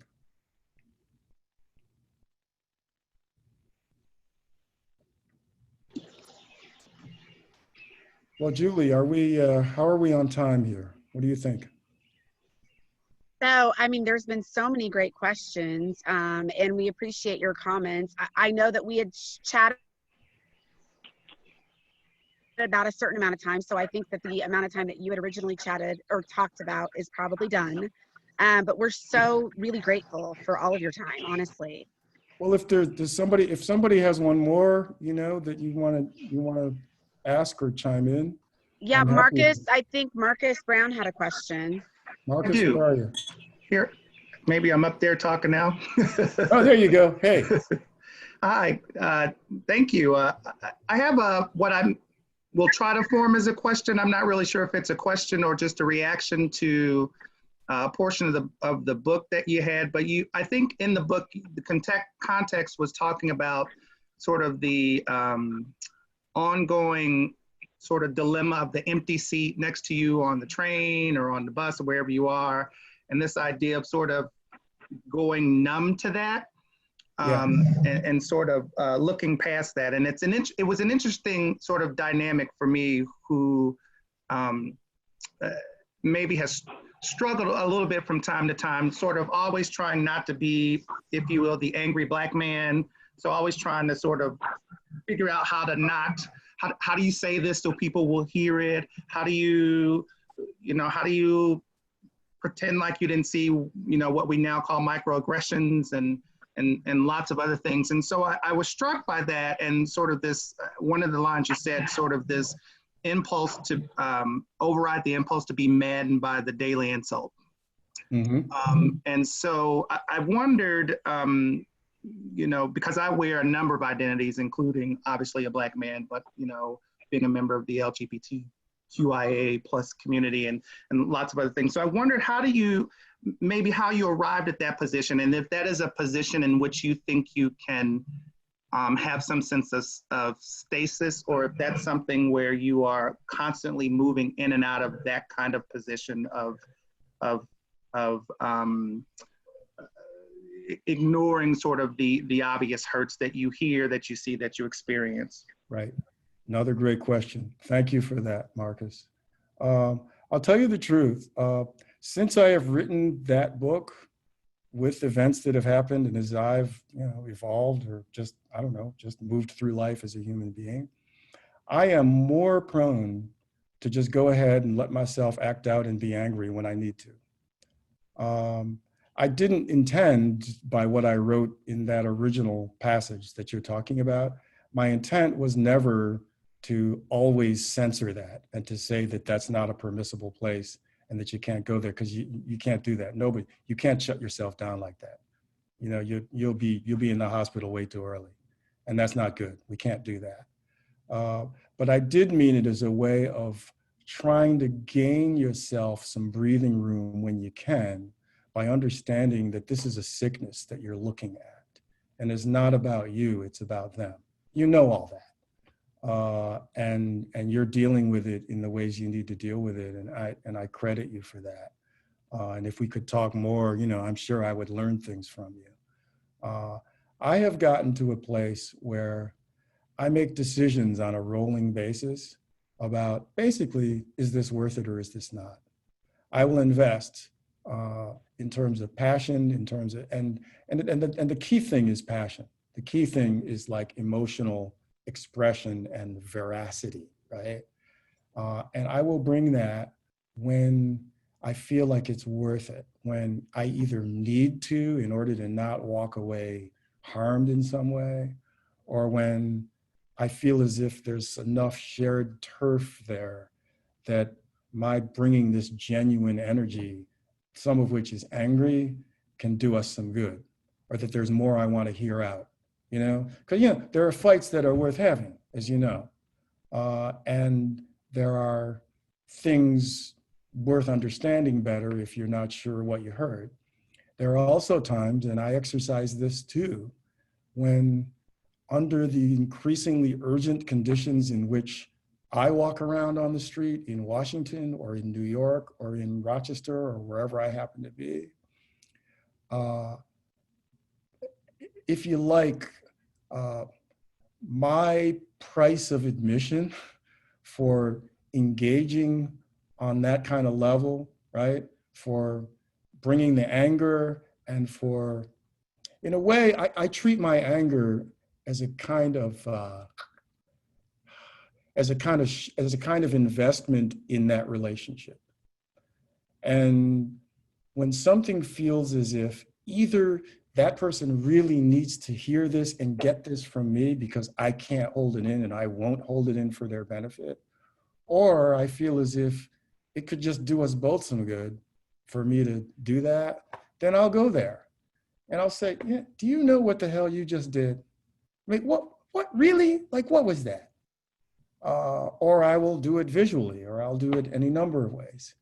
But my price of admission for that is higher these days because the stakes are higher. And increasingly, I really do feel that the finite time and energy that I have really needs to be most loyal to this struggle, this shared struggle among those of us who are really doing the work to try to move things forward. Like, I'll give you an example. I have very, very little time anymore for real diehard members of the Trump base. I really just don't. I can't. Because I realize that I'm not talking about people who still retain some modicum of logical, reasoned, truth-based understanding of the world. I mean people who've really bought in whole hog to the fantasy monologue of white supremacy and of sexism and of xenophobia that constitutes the Trump worldview, and who, you know, really worship him as a kind of hero. Like I said, it's a kind of cult. The members of that cult, to me, are not a permanently lost cause necessarily, but they are not worth my investment at a moment that requires me to invest. And even then, I couldn't invest enough in the people who I know are ready on some level to engage and move this work forward. And I make priorities about that. So, you know, I don't do right-wing, I used to do right-wing media. I used to get on right-wing media and yell at racist conservatives who would sling stuff at me to try to provoke me to get mad, or who wanted to like use my argument to illustrate some caricature that they've created about progressives or liberals or socialists or whoever they want to call us to their base. I don't do that anymore because it's too important for me to use as much energy as I can to try to marshal the forces that will move us ahead. I mean, I treat this movement that I'm in, I treat this process that I'm in as equivalent to the abolition movement, you know? And during the abolition movement, you know, Harriet Tubman could have stopped and argued about slavery with like somebody in a public market for 30 minutes. But, you know, Harriet Tubman would have said, you know, I'm sorry, I really don't have time to argue with you about slavery because I've got slaves to rescue and I've got an abolition movement to build. So bye. And she'd walk around packing her gun in her coat, as she did, and do her work. So I think that yeah, there's somebody's dog like that. I think that that as the stakes of the struggle get higher, I think the way we do the math of how we engage needs to reflect that. And Marcus, I think, is different for everybody. You know, you're a different person than I am. You're in a different setting, situation, different life than the one I'm in. But I think that my principle that I offer, the principle I offer is, you know, give yourself permission to approach it with what you think the biggest priorities of your work and your life demand. And that means you have the right to get in someone's face and to respond as viscerally as you want to. You also have the right to say, nuh-uh, no, sorry, I got something more important to do. F you, bye. I mean, honestly, that's what I'd offer. And it's not the exact same place where I was when I wrote this book, which is why I'm telling you. Some things have changed, and the edge on the knife, to be metaphorical about it, in this society is much sharper than it was when I wrote even the more recent revision of the book. So that's how I approach it. But, you know, kudos to you for whatever works for you, as long as you can be healthy and happy and move forward. Thank you, everybody, for the questions. And of course, Bruce, really insightful answers. Thank you so much for sharing your time with us. Thank you. Thank you. It's been such a pleasure. Thanks to all of you. I appreciate it so much. And, you know, let's just keep moving forward and taking care of ourselves and our society. Thank you. Thank you, Bruce. Okay, take care. Thanks. Be in touch, Bye-bye. I hope. Bye. Thank you. Bye-bye.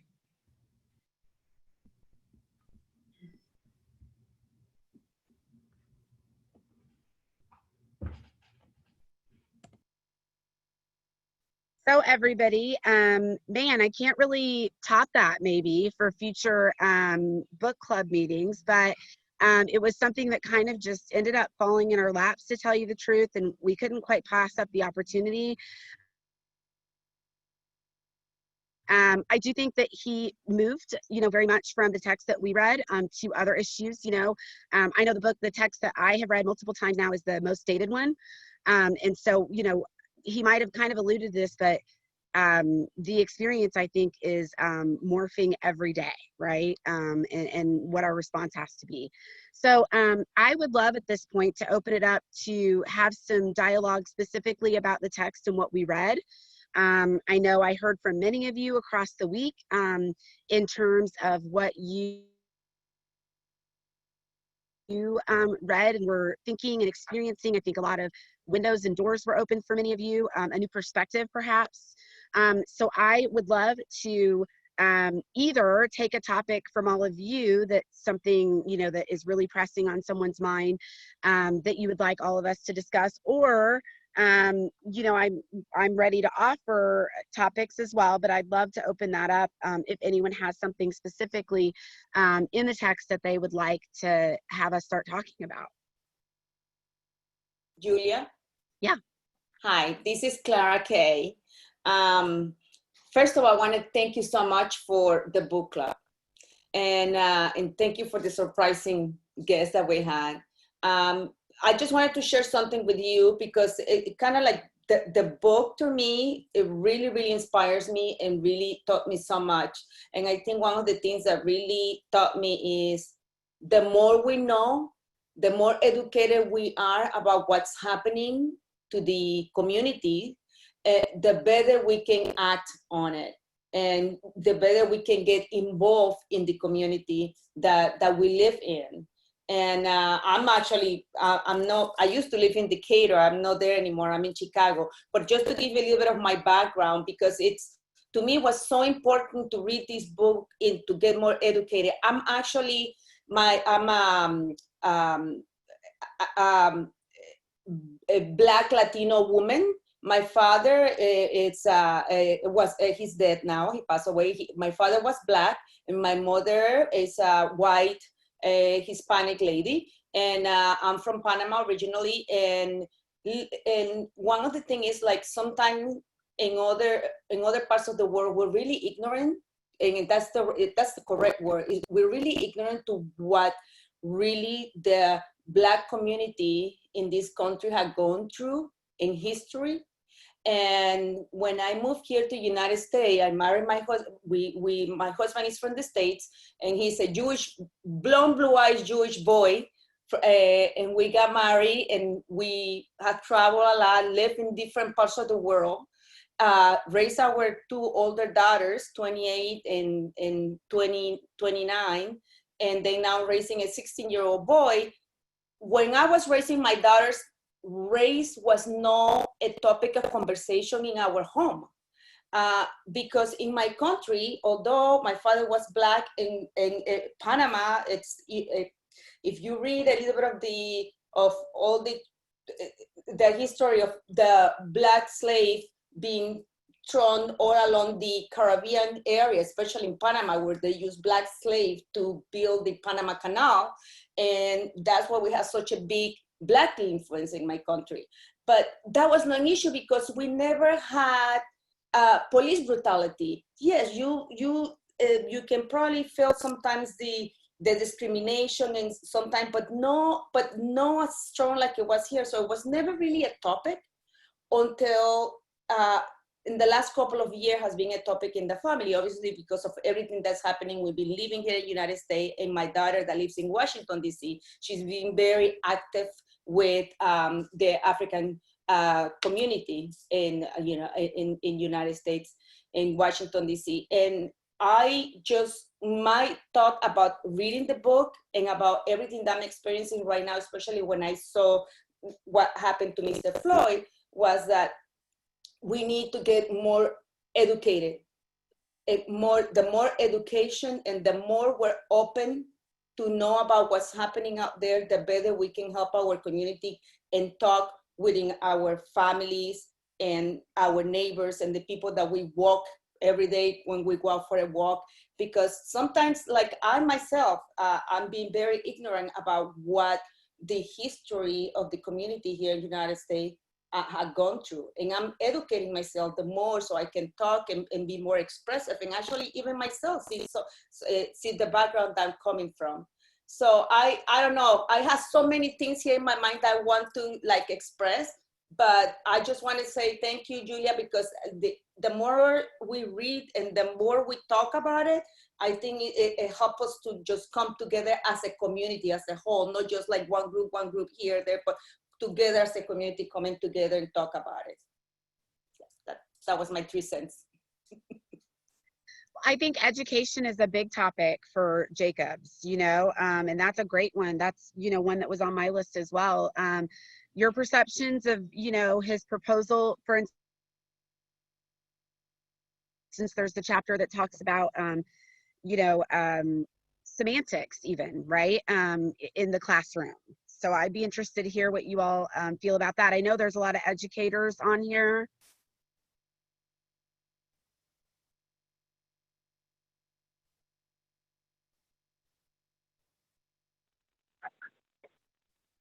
I'll talk. Oh, hi, this is, my name's Christina Shields, and I'm an educator, and I taught in the urban schools for 15 years in Columbus, Ohio, and then became a teacher educator and ended up here in Decatur because I taught at Millikan in the School of Music. But at any rate, I taught in the urban schools back in Columbus, Ohio in the 1980s and 90s. And what I've been doing is I'm online on Facebook with a lot of my former students, many who are African American, and so we talk on Facebook back and forth and support each other in our lives. But what I've been doing is going back and combing through my memories with them, and this is just one I'll share. When we were walking through a department store and singing carols, and some of my the young men in the group threw their arms up in the air. And I said, what are you guys doing? And they said, well, we're putting our arms up here, Mrs. Shields, so that they'll know we're not shoplifting. And I said, what? You know what? Stop that, you know, put their arms down. And I want, on Facebook, going back and saying, I'm sorry, guys, I really didn't get it.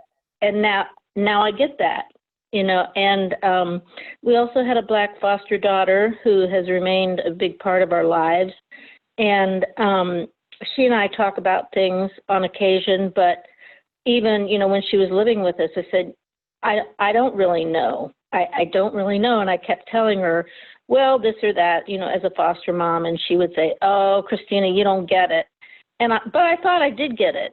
And so I think one thing that's a healing thing that can be done in conversations between Black and white women is to say, I'm sorry, I really didn't know. Or he addresses in the book, believe it, and go back in your memory and think of things in your life that that you can say to people, I'm sorry I didn't know. And I think that'll strengthen the relationships between Black and white women in particular, Black, you know, just people of color and white people. So that's my 2 cents.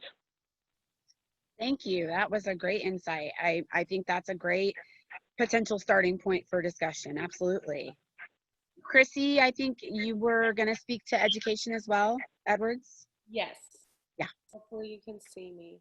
I don't know. We'll see. Well, anyways, I'm Chrissy Edwards. I've been a teacher for 15 years.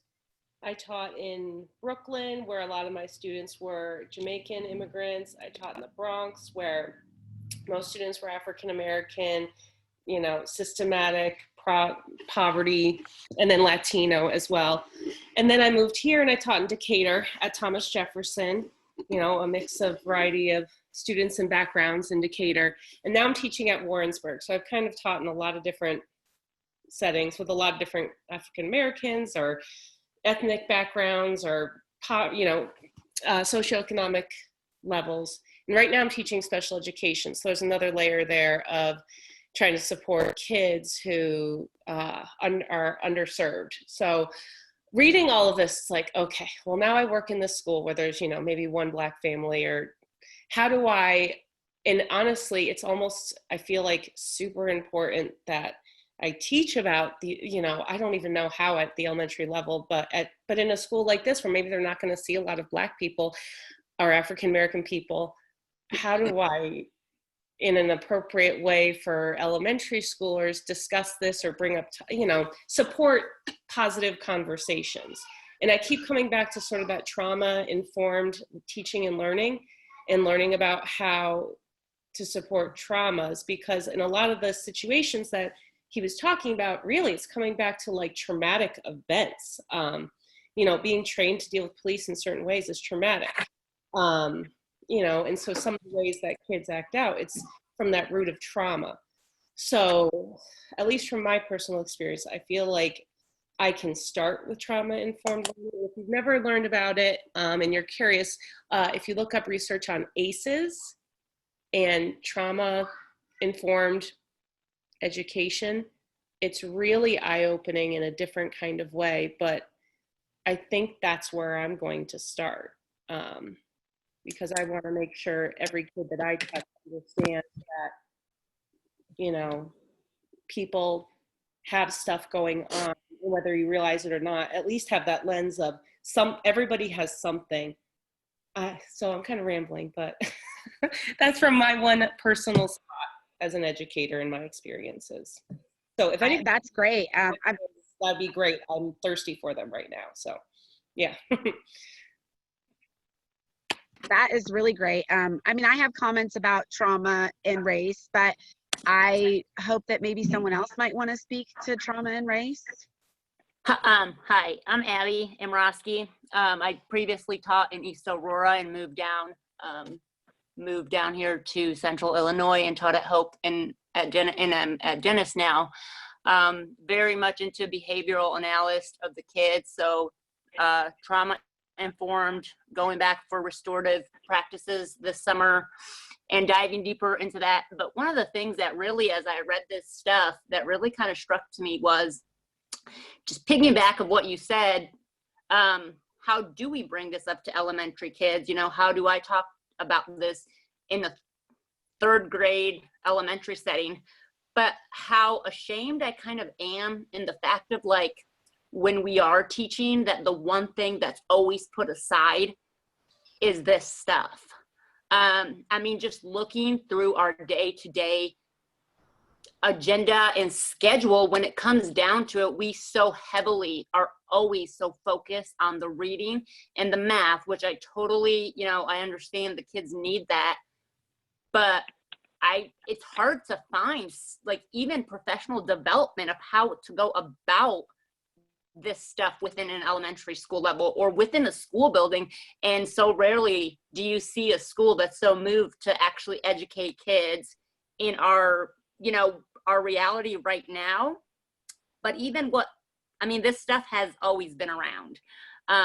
And there's so many kids that don't even know that because we don't focus on ever talking about it. And how often do you walk into a classroom and see this stuff being taught and how culturally diverse we are? So I think even for like a teacher, I mean, it's good to say like, yes, I've read this and I'm going to make changes, but how do we make changes within the education system almost? Because I know Bruce in his thing said, what are you doing to change?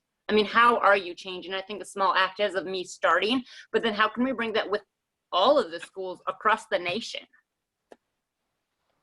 That's big to tackle. I'd rather stay local. I mean, Abby, I know that you're very active in DPS.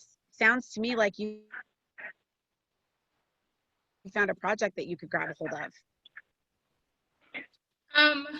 I had something real quick. Just because I'm a substitute teacher, I have a lot more leeway with what I can say, and I get a lot of different situations in every day is different. What I have found is that if I am completely honest with the kids, that they, you know, really respond to that. So I was in a classroom where they were doing a project, and a little Black girl asked me if she could call her biography project a proud Black woman. And I just told, you know, I just told her, do you see all of the different colors in this classroom? And she said, yes. I'm like, do you think that you go out and everybody else sees every different color out in public? And she said, yes. And I'm like, and we can acknowledge that we are different skin colors, but we are the same inside. So I think having that conversation and being honest, and I will tell them that I don't know, you know, anybody's, you know, everybody's experience, or, you know, how things are different, but that we do see the color, and we do need to do our best to treat people as they are the same. But the kids will come up with those conversation starters. And I think the best thing that educators can do is to be honest with the kids. You know, in a socially, you know, different grades are going to have different levels of appropriateness. But the best thing we can do is be honest with the kids, because they'll bring it up. They'll bring it up, and you can have that conversation with them. And we bring it up at our house with our kids, and we have that conversation with them all the time. I think another, can you guys hear me? Yes, yeah. Okay. Well, a brief background for my education. I taught in Oklahoma. For a few years, and my classroom was a mix of Native students, Indigenous cultures, and African American students, and migratory Hispanic students. And just teaching from a realm where I had a lot of Native students who identified or represented multiple tribes, because they were mixed lineages because of the movement of multiple tribes onto one single reservation and the grouping of that culture. And me identifying as a African descent Black person and not really understanding the Indigenous person's plight beyond what I was taught about the Trail of Tears and the taking of their lands and the fake story about Thanksgiving. It was a different insight of learning about another culture that has been, if not more oppressed than my ancestry in this country, who I think being a Black person, I have a platform of always being in the media, always having representation, always being able to see myself in an advocacy role because other people have advocated for me before, where Native people and Indigenous people, that is not often seen. It was very hard for me to be able to recognize my privilege within my Blackness and of that, and be able to teach not only my migratory students and my Black students the history of my Native students, but allowing them, like someone said before, take a hold of that and actually teach a classroom about their own heritage and their pride, was one great point. For me, a big thing, especially when I transitioned back to Decatur, because it wasn't as diverse as my previous classroom, was starting with cultural heritage months. And there are several throughout the year. The school year starts off with Latinx month, and then it moves into Native and Indigenous cultures around Thanksgiving, then Black history. Then towards the end of the school year, you will hit Native and Indigenous or Middle Eastern cultures. But also teaching my kids about that and teaching them about individuals who were influential in different aspects, men and women, who had different point of views and different progressions, but also teaching them that every culture kind of has a plight, and how we can be conscious not to be directly racist or demeaning to a particular culture because we're not understanding or aware.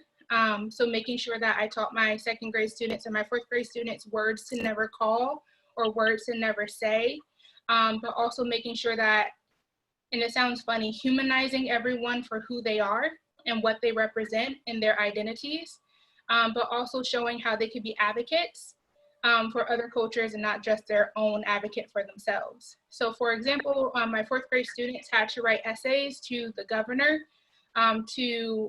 and it was never sent, but we were just mocking, for them to persuade the state of Illinois to celebrate Indigenous Peoples Day over Christopher Columbus Day. and them identifying what occurred to Native American people in general, but not a specific Native culture, and how it is very hard for them to identify with someone who oppressed people who were like them. And then showing how us changing the day changes the messaging around that day and uplifts and supports other people. I did the same with with Hispanic culture and Asian culture as I did with Native culture, and just having my kids identify how they could be advocates even in their second grade self or their fourth grade self really helped them. And my hope was to create a platform for them to always question things that they hear in media or in music about someone that is different than them, and then always realizing that they have to support movements to make everyone have equity and have equality. But there's a lot of starts with resources. If you look for cultural months, there's a lot of organizations that also formulate, like Teaching Tolerance, which is done through the Southern Poverty Law Center, has a lot of great lesson plans that surround difficult conversations about race, and especially if you want to get into multiple intersectionalities of how race and gender or gender identity impacts different people. They have a lot of great resources there. Wow, Tia, I feel like we all want our kids to be in your classroom. Yeah, kudos. Those are really great ways, I think, to start addressing things with kids. And I mean, I think this is important for kids to be talked with about this stuff in the classroom. But I also think that in our homes individually, it really has to start there. And so, maybe moving ourselves to that comfort level to have those discussions too. Thoughts about, so this kind of relates to the topic of education just a bit too. What about the resistance you might have in the classroom, with curriculum, with administration, with the school district, maybe even with parents who might resist the sharing of this type of information, if that makes sense? Someone mentioned not watered down, maybe, more truthful, maybe. Julia, hi, this is Chris Shugart. I think I could talk a little bit about that because it was about the Civil War and U.S. history. One of the things I always try to do with my classes is I try to make sure that I kind of recognize the things that have been done to kind of whitewash the past in a way. So like when I taught U.S. history, because now I'm teaching civics, so I can talk about some other stuff with that. But when I used to teach U.S. history, when I would talk about the Civil War, after the Civil War and into Reconstruction, and eventually into the 1900s, I would talk about the Lost Cause movement and how the South was trying to rewrite the narrative. And we would talk about the monuments and things like that. And even in civics, I'll kind of bring that stuff up of when we talk about free speech and we talk about these things and where they come from and how people use them in certain ways, and get kind of the kids' perspective on that. As far as DPS goes, I've never been told not to cover a certain topic, or I've never really had any parental pushback either, I can say. So, but again, I know, sorry, I'm also a teacher in DPS. I know that, hang on, buddy. I know that there's a teacher at Stephen Decatur that teaches art that actually teaches an African-American art class that is completely based on African-American culture. They study poetry, music, and artwork, and it's amazing. And she came up with that on her own, that she wanted to add it into her curriculum, and nobody ever asked twice. She's been doing it for probably 5-6 years now, and it's hugely successful. Do you have less resistance when there is more diversity in the school versus maybe some of our outlying schools that are in Macon County that don't have as much diversity? I would say that's a big yes. I have definitely told JC several times that if I worked in a county school, I would have probably been fired by now. So I'm just, one of the things, like, just to kind of add on to making kids feel comfortable in the classroom, I think that part of it is, I kind of thought about this when I was reading the chapter on Ebonics and genuineness. You know, kids can tell when you're being genuine, and they can smell it if you're faking it. And it's one of those things that if you're genuine, if you're honest, if you're open to conversation, you know, a lot of discussions can happen that can be very disarming. I've had conversations with kids when we've talked in my civics class about search and seizure, and they've openly asked me, what do I do, Mr. Shugart, if I get pulled over and they want to search my car? And I will openly tell them, look, you're an African-American male. You have to go about this differently than I do. You know, yes, sir. Yes, ma'am. No, sir. No, ma'am. Keep your hands where they can see it. Be careful. And going into all that. And you can tell that they appreciate that honesty for me understanding their perspective of what they kind of have to deal with. And that opens that dialogue. And I guess they kind of understand then that my class can be a safe space to have these conversations. Mm-hmm. Because again, they, you know, when they first see me, they kind of look at me and they're like, ooh, I don't know about this guy. So. So there was a question about trauma-informed education and how to make sure that we're not blanketing an approach with all Black people or people of color students. And Jacobs talks a lot about the individual expression, right, of different people's experiences, right? So I sit here as a multiracial woman.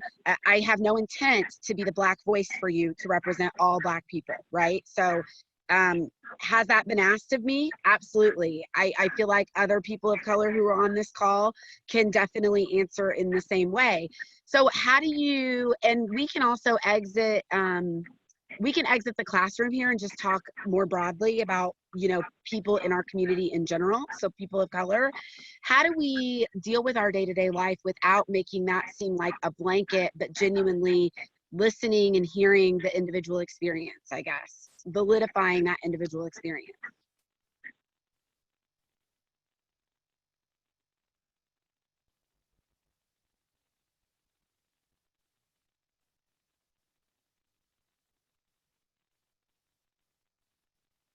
So like Marcus, I'm not going to pick on you, but I'm sort of taking, I'm going to pick on you a little bit. Yeah.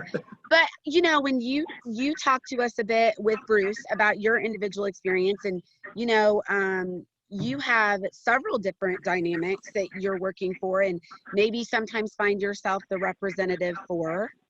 I guess, what do you ask of people that are seeking to become informed and reaching out to you? So I think one of the first things I'd say is that my experience is not universal, and it is. And so I think that there will probably always be some commonality, some sense of sameness that I'm going to have with every other Black man or person of color. You know, I've been followed through the store. I've been called the names. You've gotten the looks like you shouldn't be here. I tell the, you know, one story I share is that every now and then I get on an elevator with the person who's surprised then when it's just them and I'm on the elevator. And I just remember one funny time I got on, it was an older white woman, and I could see her sort of begin to clutch up. And I had on a suit jacket and some other things. And I just remember the whole thing about me just pulling myself together, and I kind of scooted into the corner, you know, really exaggerating what I thought she was saying to me. And I couldn't tell, it was the most hilarious thing. When she got off the elevator, you could see that she was so outdone. She was furious. And it was the one reaction to me that I thought, well, yeah, I'm furious too, but also stop doing that. But I think the point is, you have to, I think your part of your question is the thing, you have to listen to what people tell you.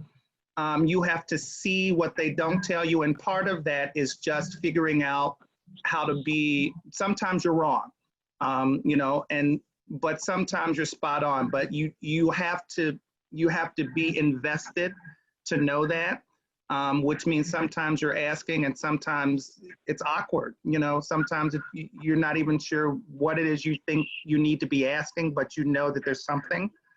And so I think you ask that, otherwise there will be the tendency to think that everyone's experience is the same, even when the experience, the broader experience can be universal, but the individual experience, I think you have to work at getting at.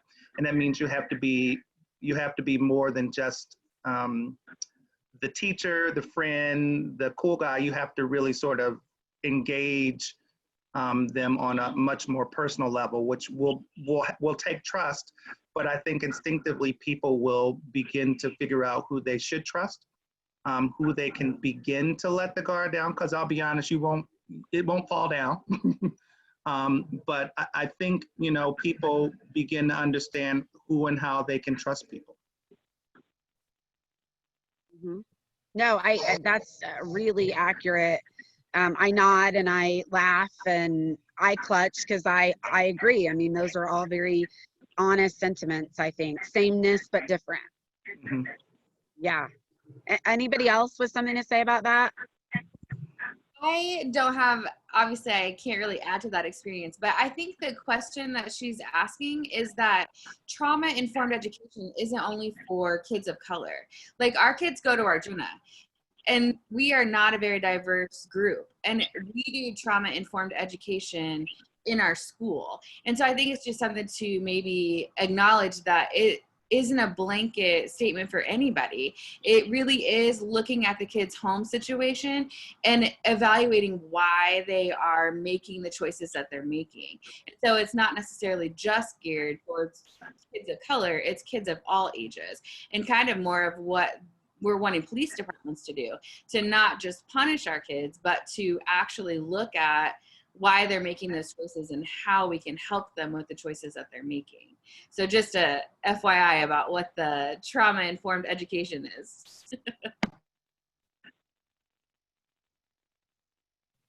Thank you.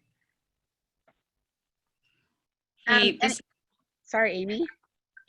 Sorry, this is Amy Zutlow. Can you guys mute? I think that might help with the feedback. All of you except Amy, mute.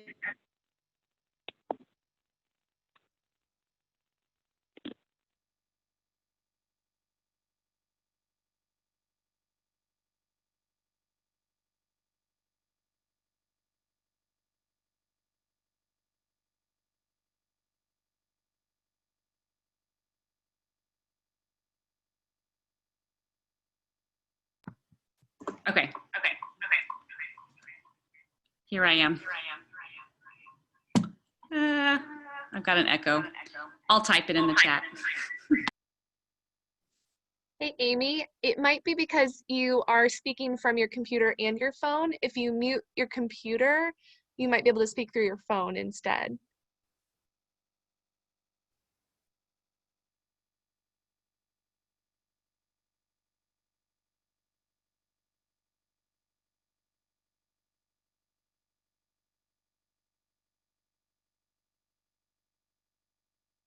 Amy, are you able to speak without your phone?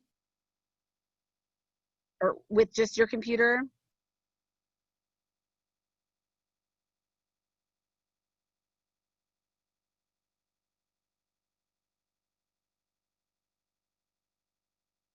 Sorry. So, and I don't see anything in text. Sorry, Amy, I think you're unmuted.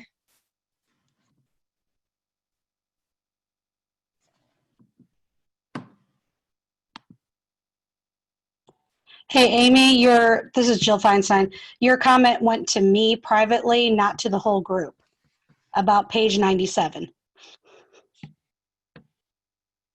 Do you want to read it, Jill? Amy posted, I appreciated on page 97 that he writes that there are truths that belie one's own experience.